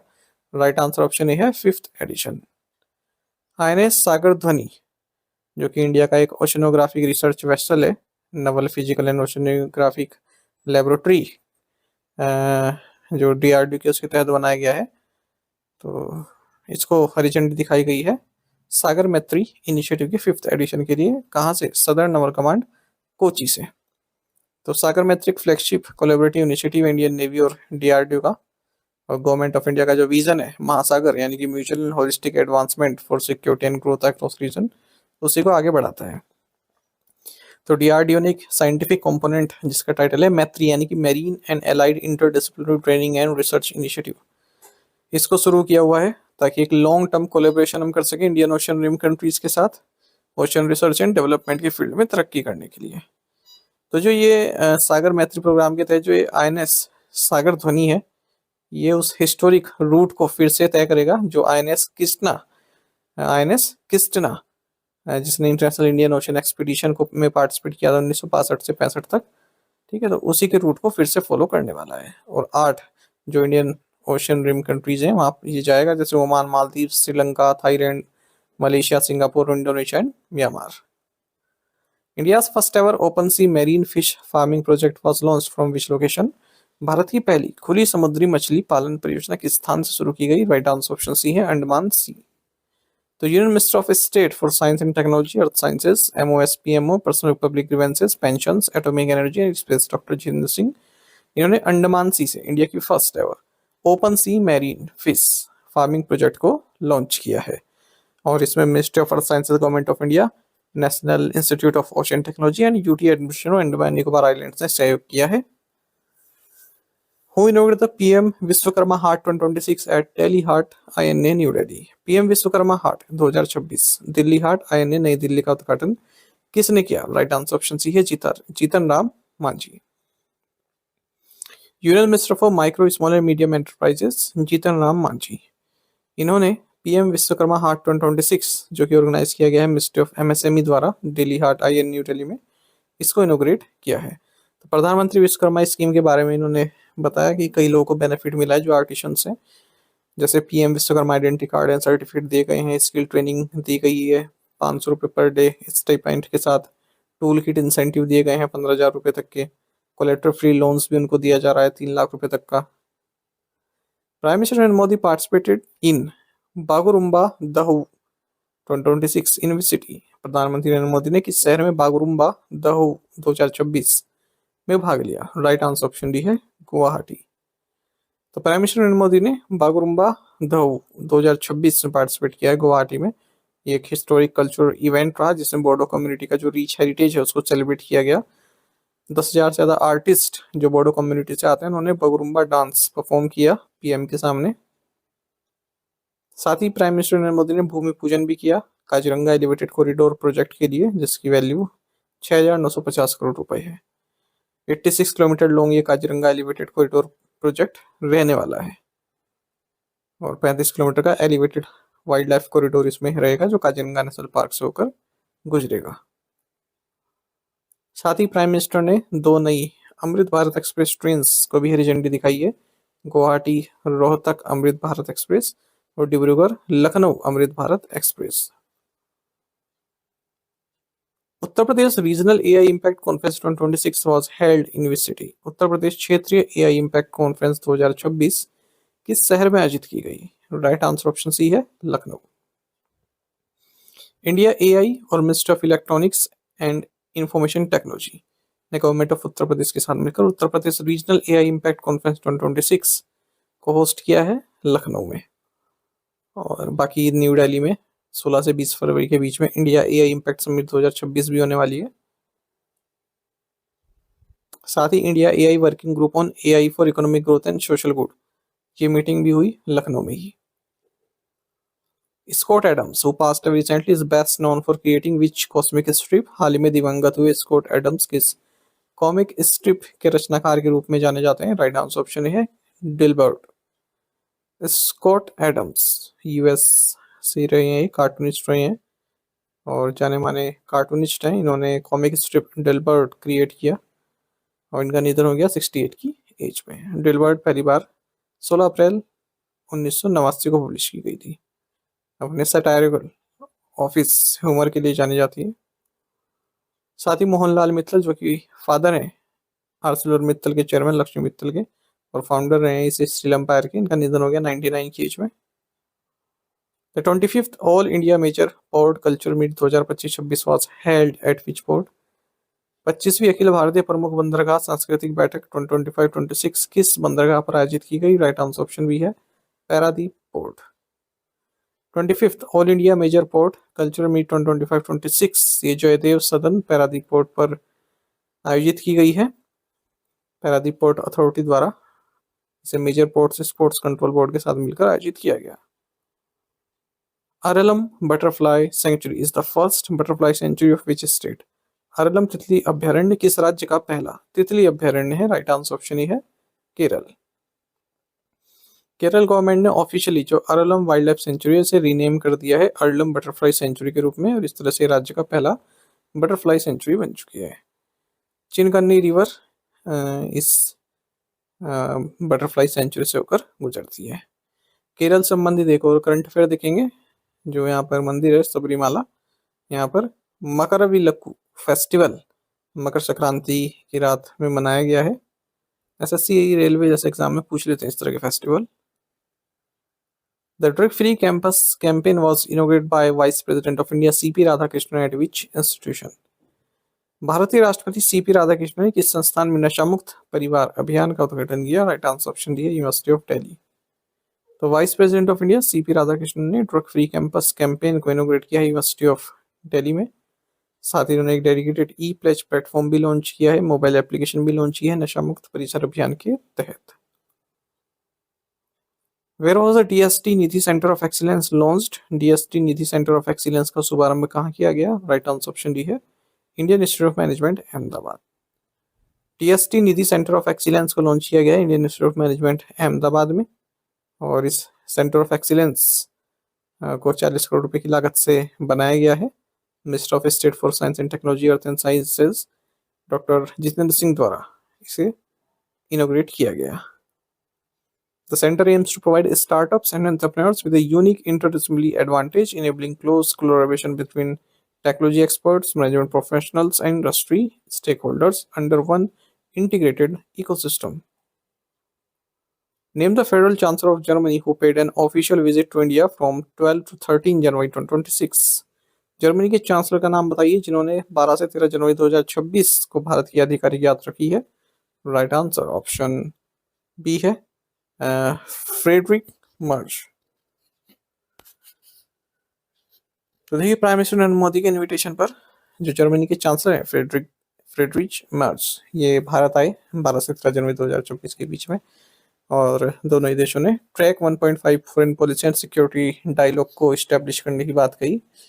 और कई सारे एमओयूज और एग्रीमेंट साइन हुए, जैसे जॉइंट डिक्लेरेशन साइन हुआ है डिफेंस इंडस्ट्रियल कोऑपरेशन में सहयोग के लिए, India Germany semiconductor ecosystem partnership के लिए, क्रिटिकल मिनरल्स पार्टनरशिप के लिए, टेलीकम्युनिकेशन के फील्ड में पार्टनरशिप करने के लिए, all India institute of Ayurveda और चार्ट यूनिवर्सिटी जर्मनी के बीच में एमओयू साइन हुआ है। National centre of excellence for skilling in energy को स्टैब्लिश किया जाएगा national skill training institute Hyderabad में। और जो national maritime heritage complex Lothal है, इसके डेवलपमेंट के लिए एमओयू साइन किया गया है। हॉकी इंडिया और जर्मनी हॉकी फेडरेशन के बीच में एमओयू साइन किया गया है। Visa free transit for Indian passport holders announcement किया गया है जर्मनी द्वारा। और यूरोपियन 1.24 बिलियन की नई फंडिंग दी जाएगी भारत को सस्टेनेबल डेवलपमेंट पार्टनरशिप के लिए। और ऑनरेरी कॉन्सुल अहमदाबाद में ओपन होगा जर्मनी का। इंडिया ओपन 2026 में पुरुष एकला खिताब किसने जीता? Who won the main singles title at the 2026 India open? Options आपके सामने हैं। सही आंसर ऑप्शन ए है लिन चुन यी। 2026 इंडिया ओपन, या आप ऑफिशियली कहें योनेक्स सनराइज इंडिया ओपन 2026, ये badminton tournament Indira Gandhi arena new Delhi में हुआ है 13 से 18 जनवरी 2026 के बीच में। टोटल प्राइज इसमें 9,50,000 यूएस डॉलर का रहा है। विनर्स की बात करते हैं, man singles title Chinese Taipei के लिन चुन यी ने जीता। Women singles title south Korea की एन सी योंग ने जीता। मेंस डबल्स टाइटल चाइना की जोड़ी लियांग वेकिन और वैंग चांग ने जीता। विमेन्स डबल्स का टाइटल चाइना की ही जोड़ी लियो सेंगशु और तेन निंग ने जीता है। वहीं मिक्स डबल्स में थाईलैंड की जोड़ी डेशापोल पुरावानुक्रो और शुपिशारा पाइबेसपरन इन्होंने जीता है। तो महत्वपूर्ण क्वेश्चन है, मेन सिंगल्स टाइटल और विमेन सिंगल्स टाइटल आप याद रखिएगा। What is India's rank in the Responsible Nations Index among 154 countries? 154 देशों के बीच रेस्पॉन्सिबल नेशंस इंडेक्स में भारत की क्या रैंक है? ऑप्शंस आपके सामने है। सही आंसर ऑप्शन सी है 16th। तो भारत ने responsible nations index RNI launch किया है doctor Ambedkar international centre New Delhi में। वर्ल्ड इंटेलेक्चुअल फाउंडेशन के तत्वावधान में इसको लॉन्च किया गया है। और इस दौरान रामनाथ कोविंद, जो कि फॉर्मर प्रेसिडेंट रहे भारत के, ये भी मौजूद रहे। तो एक कॉम्प्रिहेंसिव ग्लोबल फ्रेमवर्क है जिसमें नेशंस को एक्सेस किया गया है, अलग अलग राष्ट्रों को एक्सेस किया गया है अलग अलग पैरामीटर्स पर, जैसे ethical governance, social wellbeing, environmental stewardship, global responsibility. ठीक है। और जो इंडेक्स आते हैं तो पावर या इकोनॉमिक प्रोस्पेरिटी पर बेस्ड होते हैं, पर ये थोड़ा हटके है उनसे। और ये जो रेस्पॉन्सिबल नेशंस इंडेक्स है वर्ल्ड इंटेलेक्चुअल फाउंडेशन का जो 3 साल का एकेडमिक और पॉलिसी रिसर्च है उसी की देन है। और इसमें जवाहरलाल नेहरू यूनिवर्सिटी और Indian institute of management Mumbai का भी कंट्रीब्यूशन रहा है। भारत की रैंक 16th है इस इंडेक्स में। 0.551513 स्कोर है 154 कंट्रीज में। इस इंडेक्स को टॉप किया है सिंगापुर ने, जिसका स्कोर 0.61945 है। इसके बाद स्विट्जरलैंड आता है और डेनमार्क आते हैं। साइप्रस चौथे नंबर पर है। स्वीडन 5th नंबर पर है। बेल्जियम, जॉर्जिया, चेक रिपब्लिक, ऑस्ट्रिया, क्रोएशिया ये फिर टॉप 10 में आते हैं। सेंट्रल अफ्रीकन रिपब्लिक ये सबसे आखिरी पोजीशन पर है 154th पर। What growth rate has the IMF projected for India for fiscal year 2025-26? IMF ने वित्त वर्ष 2025-26 के लिए भारत की विकास दर का कितना अनुमान लगाया है? ऑप्शंस आपके सामने हैं। सही आंसर ऑप्शन डी है 7.3%। तो इंटरनेशनल मॉनेटरी फंड ने वर्ल्ड इकोनॉमिक आउटलुक अपना जारी किया है। इसमें भारत की ग्रोथ रेट 7.3% इन्होंने बताई है 2025-26 के लिए। अक्टूबर में जो फोरकास्ट बताई थी उससे 0.7% अधिक है। वॉशिंगटन में हेडक्वार्टर है इंटरनेशनल मॉनेटरी फंड का। और इसने 2026-27 के लिए भारत की जो जीडीपी फोरकास्ट है वो 6.4% बताई है। तो ऊपर वाली तो 25-26 के लिए 7.3 और 26-27 के लिए 6.4। वर्ल्ड बैंक ने अपनी फोरकास्ट रिटेन रखी है 6.5%। अच्छा, जो डेटा रिलीज किया गया था नवंबर 2025 में, उसमें बताया गया था कि इंडिया की जो जीडीपी ग्रोथ रेट है ये 8.2% रही जुलाई से सितंबर के बीच में। रिजर्व बैंक ऑफ इंडिया ने भी दिसंबर में अपनी जो ग्रोथ फोरकास्ट है करंट फिस्कल के लिए वो 7.3% की हुई है। Ministry of statistics and programme implementation ने भी जो फर्स्ट एडवांस एस्टिमेट है जीडीपी ग्रोथ का 2025-26 के लिए 7.4% रखा है। आईएमएफ ने 2026 में जो ग्लोबल ग्रोथ फोरकास्ट है पूरे वर्ल्ड की वो भी 3.3% रखी है। 2027 के लिए 3.2% रखी है। Which city hosted the 86th all India presiding officers conference? 86वें अखिल भारतीय अध्यक्षीय सम्मेलन की मेजबानी किस शहर ने की है? ऑप्शंस आपके सामने हैं। सही आंसर ऑप्शन सी है, लखनऊ। तो 86वां all India presiding officers conference ये उत्तर प्रदेश विधानसभा लखनऊ में शुरू हुआ है और गवर्नर उत्तर प्रदेश श्रीमती आनंदीबेन पटेल ने इसको संबोधित किया। लोकसभा स्पीकर ओम बिरला ने भी इसको संबोधित किया। उत्तर प्रदेश लेजिस्लेटिव काउंसिल के जो चेयरमैन है कुंवर मानवेंद्र सिंह, इन्होंने भी यहाँ पर संबोधित किया है। 86th AIPOC जो ये हुई है, इसके बाद फिर 62nd conference of secretariats of legislative bodies in India, ये भी हुई लखनऊ उत्तर प्रदेश में। मतलब ये पहले हुई, जो ये 62वीं कॉन्फ्रेंस ऑफ सेक्रेटरीज है, उसके बाद फिर ये हुई all India presiding officer conference. On which date is NDRF raising day observed every year in India? भारत में NDRF स्थापना दिवस प्रतिवर्ष कब मनाया जाता है? राइट आंसर ऑप्शन सी है, जनवरी 19। तो हर साल 19 जनवरी को हम भारत में NDRF रेजिंग डे मनाते हैं, नेशनल डिजास्टर रिस्पॉन्स फोर्स की स्थापना के उपलक्ष्य में। और डिजास्टर मैनेजमेंट को देखती है ये national disaster response force. Rescue में काफ़ी महत्वपूर्ण रोल इसका रहता है। जब भी कोई भूस्खलन या फिर कोई बाढ़ इस तरह की कोई घटना होती है। 16 बटालियंस हैं NDRF में। और इंडियन गवर्नमेंट ने national disaster management act launch किया था दिसंबर 26 2005 को। उसी एक्ट के तहत ये जो डिजास्टर मैनेजमेंट टास्क फोर्स है, नेशनल डिजास्टर रिस्पॉन्स फोर्स, इसकी स्थापना की गई जनवरी 16, 2006 को। Which organization received the Scotch Award 2025 for its Cell Broadcast Solution? किस संगठन को उसके सेल ब्रॉडकास्ट सॉल्यूशन के लिए स्कॉच अवार्ड 2025 प्राप्त हुआ है? राइट आंसर ऑप्शन बी है, centre for development of telematics. Centre for development of telematics जो कि एक premier telecom research and development centre है गवर्नमेंट ऑफ इंडिया का, इसे स्कॉच अवार्ड 2025 दिया गया है इसके सेल ब्रॉडकास्ट सॉल्यूशन के लिए। और 104वां स्कॉच समिट हाल ही में हुआ था जिसका थीम रिसोर्सिंग विकसित भारत था, उसी दौरान ये अवार्ड दिया गया। जो सी डॉट का सेल ब्रॉडकास्ट सॉल्यूशन है, ये एक डिजास्टर एंड इमरजेंसी प्लेटफॉर्म है जो कि जितने भी डिजास्टर अलर्ट जनरेशन एजेंसीज हैं, जैसे वेदर के लिए इंडिया मेट्रोलॉजिकल डिपार्टमेंट है, और फ्लड्स के लिए सेंट्रल वाटर कमीशन है, ओशन इन्फॉर्मेशन के लिए आपका ये सुनामीज और ओशन इवेंट्स के लिए Indian national centre for ocean information services है। इस तरह से defence geo informatics research establishment है लैंडस्लाइड्स के लिए, फॉरेस्ट सर्वे ऑफ इंडिया है फॉरेस्ट फायर्स के लिए, ठीक है।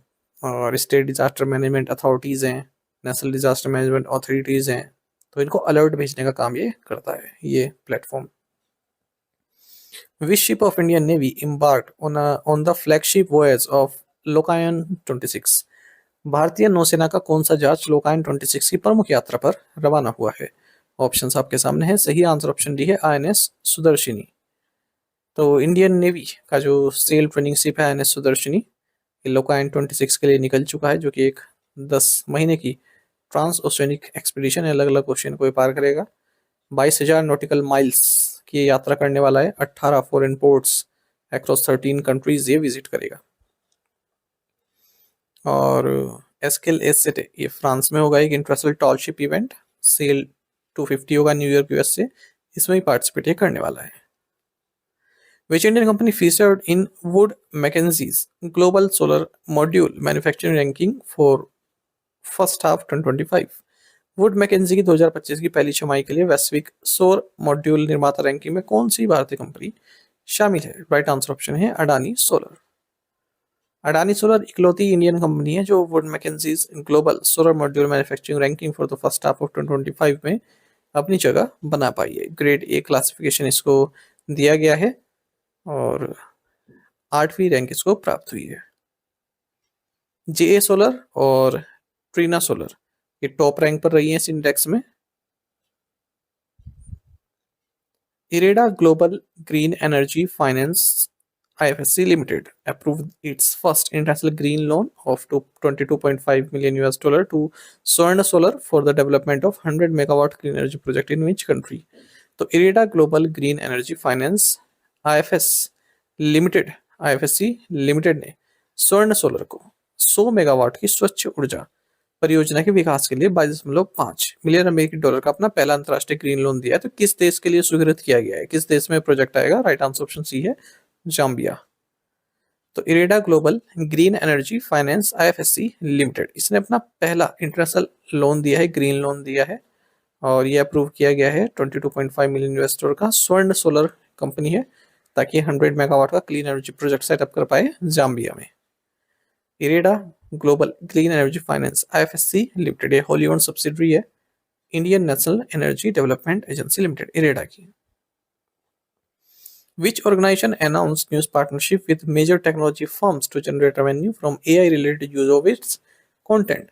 किस संगठन ने अपने कंटेंट के एआई संबंधित उपयोग से राजस्व उत्पन्न करने के लिए प्रमुख उद्योग प्रौद्योगिकी फर्मों के साथ नई साझेदारी की घोषणा की है? राइट आंसर ऑप्शन सी है, विकिमीडिया फाउंडेशन। विकिमीडिया फाउंडेशन जो कि पेरेंट कंपनी है विकीपीडिया की, इसे नई पार्टनरशिप अनाउंस की है लीडिंग टेक्नोलॉजी फर्म्स जैसे माइक्रोसॉफ्ट, मेटा, अमेजोन के साथ। ये रेवेन्यू अर्न करना चाहती है उन सभी कंपनीज से जो विकीपीडिया पर डिपेंड है अपने आर्टिफिशियल इंटेलिजेंस मॉडल्स के लिए। तो पहले जो आर्टिफिशियल इंटेलिजेंस मॉडल्स होते हैं, एआई मॉडल्स होते हैं, जैसे चैट जीपीटी हो गया, जेमिनी हो गया, तो इन सबको ट्रेन किया जाता है। तो डेटा कहाँ से होता है? ज़्यादातर विकीपीडिया से लोग डेटा लेते हैं, फिर उसी से ही ट्रेन करते हैं अपने जो भी ये बोट्स होते हैं। ठीक है, तो विकीपीडिया उससे रेवेन्यू कमाना चाहता है। Which state government signed a memorandum of understanding with the digital India Bhashini division? किस राज्य सरकार ने डिजिटल इंडिया भासीनी डिवीजन के साथ समझौता ज्ञापन पर हस्ताक्षर किए हैं? राइट आंसर ऑप्शन डी है, government of Madhya Pradesh. Government of Madhya Pradesh ने मेमोरेंडम ऑफ अंडरस्टैंडिंग साइन किया है डिजिटल इंडिया भासीनी डिवीजन के साथ, ताकि मल्टीलिंगुअल डिजिटल गवर्नेंस और सिटीजन सेंट्रिक सर्विस डिलीवरी को प्रमोट किया जा सके artificial intelligence based language technologies को देखते हुए। तो प्राइमरी फोकस ये रहेगा, जो भी गवर्नमेंट ऑफ मध्य प्रदेश की जो सर्विसेज है, ऑनलाइन सर्विसेज है, वो मदर टंग में प्रोवाइड की जा सके सिटीजन्स को। भाषिनी का मतलब है Bharat share repository of inscriptions in Indian languages. तो एक नेशनल लैंग्वेज टेक्नोलॉजी प्लेटफॉर्म है, डिजिटल इंडिया प्रोग्राम के तहत लॉन्च किया गया है। ट्रांसलेट आप इसमें कर सकते हैं अपनी भाषा को, चाहे तो टेक्स्ट डाल के या फिर बोलने के बाद आप टेक्स्ट में कन्वर्ट कर सकते हैं, या फिर टेक्स्ट से आप ऑडियो में कन्वर्ट कर सकते हैं। इसी तरह का एक एमओयू डिजिटल इंडिया भाषण डिवीजन ने नेशनल हेल्थ अथॉरिटी के साथ भी साइन किया है। What is the total amount of multilateral funding raised by Piramal Finance from the International Finance Corporation and the Asian Development Bank? Piramal Finance ने international finance corporation और Asian development bank से कुल कितनी बहुपक्षीय धनराशि जुटाई है? राइट आंसर ऑप्शन सी है, 350 मिलियन यूएस डॉलर। तो non bank lender finance Piramal finance ने 350 मिलियन यूएस डॉलर रेस किए इंटरनेशनल फाइनेंस कॉर्पोरेशन और एशियन डेवलपमेंट बैंक से, और 200 मिलियन आईएफसी द्वारा और 150 मिलियन एडीबी द्वारा कमिट किए गए हैं। 5 ईयर टेन्योर रहेगा इसका। Which company has been awarded the contract by the Indian Navy for construction and delivery of 3 by 200 ton bottom opening non-propelled barges? भारतीय नौसेना द्वारा 3x200 टन, ये इसकी मतलब वो है कितना वजन है, bottom opening non propelled barge के निर्माण और वितरण का अनुबंध किस कंपनी को दिया है? राइट आंसर ऑप्शन सी है, सूर्यदीप प्रोजेक्ट्स प्राइवेट लिमिटेड। तो 3x200 ton bottom opening non propelled barges, इसकी डिलीवरी का ऑर्डर इंडियन नेवी ने दिया है Suryadeep projects private limited Thane को, और classification rules of Indian register of shipping के तहत इसको बनाया जाएगा। What is the primary objective of the mobile app Friendo recently launched by the Punjabi singer काका? पंजाबी गायक काका द्वारा हाल ही में लॉन्च किए गए मोबाइल ऐप फ्रेंडो का प्राथमिक उद्देश्य क्या है? राइट आंसर ऑप्शन है, विमेंस सेफ्टी। तो पॉपुलर पंजाबी सिंगर है काका, इन्होंने एक मोबाइल ऐप लॉन्च किया जिसका नाम है फ्रेंडो, महिला सेफ्टी के लिए इसको लॉन्च किया गया है। तो जो भी यूज़र है उसमें एक SOS बटन रहेगा, SOS मतलब जब भी ज़रूरत हो तभी आप उस बटन का यूज़ कर सकती हैं, उससे अलर्ट जा सकता है, जो भी आप अपनी रियल टाइम लोकेशन शेयर कर सकती हैं अपने ट्रस्टेड कॉन्टैक्ट से या फिर अथॉरिटीज़ के साथ। Where was the world's first global repository of mountain ice cores inaugurate? विश्व के पहले वैश्विक पर्वतीय बर्फ के नमूने के भंडार का उद्घाटन कहाँ किया गया? राइट आंसर ऑप्शन डी है, कॉनकोर्डिया रिसर्च स्टेशन। देखिए हाल ही में साइंटिस्ट ने वर्ल्ड का first global repository of mountain ice जो होती है ना, तो उसको इकट्ठा कर लिया है एक जगह पर कॉनकॉर्डिया रिसर्च स्टेशन में अंटार्कटिक प्लेट्यू में। ठीक है, उसको प्रिजर्व करके रखेंगे ताकि क्लाइमेट रिकॉर्ड्स वहां से पता चल पाए आने वाले समय में, क्योंकि ग्लेशियर अब तो जो है पिघलते जा रहे हैं ग्लोबल वार्मिंग के कारण। तो इस फैसिलिटी का नाम रखा गया है आइस मेमोरी सेंचुरी। इसको आइस मेमोरी फाउंडेशन द्वारा बनाया गया है। तो एक केव टाइप की बनाई गई है, उसी में इस स्नो को रखा गया है। इसको मेंटेन रखा जाएगा -50 डिग्री सेल्सियस पर। लॉन्ग टर्म के लिए इसको प्रिजर्व रखा जाएगा। Under the new standard operating procedure for the cyber financial crime reporting and management system, refunds for small value frauds can be processed without a court order up to what amount? Cyber वित्तीय अपराध reporting और प्रबंध प्रणाली के लिए नई मानक संचालन प्रक्रिया के तहत कम मूल्य की धोखाधड़ी के मामलों में अदालत के आदेश के बिना कितनी राशि तक रिफंड की प्रक्रिया की जा सकती है? राइट आंसर ऑप्शन सी है, बिलो ₹50,000। देखिए मिनिस्ट्री ऑफ होम अफेयर्स ने स्टैंडर्ड ऑपरेटिंग प्रोसीजर अप्रूव कर दिया है national cyber crime reporting portal का, जो cyber financial crime reporting management system है इसके लिए। तो जो स्मॉल वैल्यू के फ्रॉड्स होते हैं, यानी कि 50,000 रुपये से तक के 50,000 रुपये तक के, तो उसमें जो रिफंड है वो बिना कोर्ट ऑर्डर के भी प्रोसेस किया जा सकता है। कोर्ट ऑर्डर की जरूरत नहीं है अगर छोटा कोई वैल्यू है, फ्रॉड है 50,000 रुपये तक का। Additionally, if no court or restoration order exists, banks must lift the hold on such amounts within 90 days. यदि आप हमारी daily current affairs PDF, weekly PDF, monthly PDF और हर महीने के banking and economic awareness PDF चाहते हैं तो current affairs funda का वरीय मेंबरशिप प्लान आप ज्वाइन कर सकते हैं, जिसका लिंक आपको वीडियो के डिस्क्रिप्शन में या फिर फर्स्ट कमेंट में मिल जाएगा। आपको बता दें इस वरीय मेंबरशिप प्लान के तहत जितना भी हमारा पीडीएफ कंटेंट है हम आपको 1 साल तक के लिए प्रोवाइड कराते हैं, जिसे आप डाउनलोड कर सकते हैं, प्रिंट आउट भी निकलवा सकते हैं। इसके लिए चाहे तो आप करंट अफेयर्स फंडा ऐप को यूज कर सकते हैं या फिर अपने लैपटॉप या सिस्टम की मदद से वेब लॉगिन भी कर सकते हैं। कोई भी आपका एग्जाम हो, बैंकिंग, एसएससी, रेलवे या फिर स्टेट पी से, जहां पर भी जनरल अवेयरनेस या करंट अफेयर्स पूछे जाते हैं, सभी एग्जाम्स के लिए हमारा पीडीएफ कंटेंट काफी यूजफुल है। इस पीडीएफ कोर्स में आपको RBI circulars, financial awareness, digital awareness, banking awareness, general and economic awareness सब कुछ प्रोवाइड करा रहे हैं, वो भी 1 साल के लिए। ठीक है, तो कोई भी एग्जाम हो पूरे साल भर में, केवल आपको इसी पर रिलाय रहना है अपने करंट अफेयर्स और जनरल अवेयरनेस के लिए। बैंकिंग अवेयरनेस कंप्लीट पढ़ाई गई है, इंडियन इकोनॉमी कंप्लीट पढ़ाई गई है। फिर भी कोई डाउट हो तो हमारा कस्टमर केयर नंबर है 84481698, इस पर आप कॉल कीजिए या फिर व्हाट्सएप करके भी जानकारी प्राप्त कर सकते हैं। साथ ही में टेलीग्राम पर ज्वाइन करना ना भूले, करंट अफेयर्स फंडा नाम से हमारा टेलीग्राम चैनल है। Thank you guys.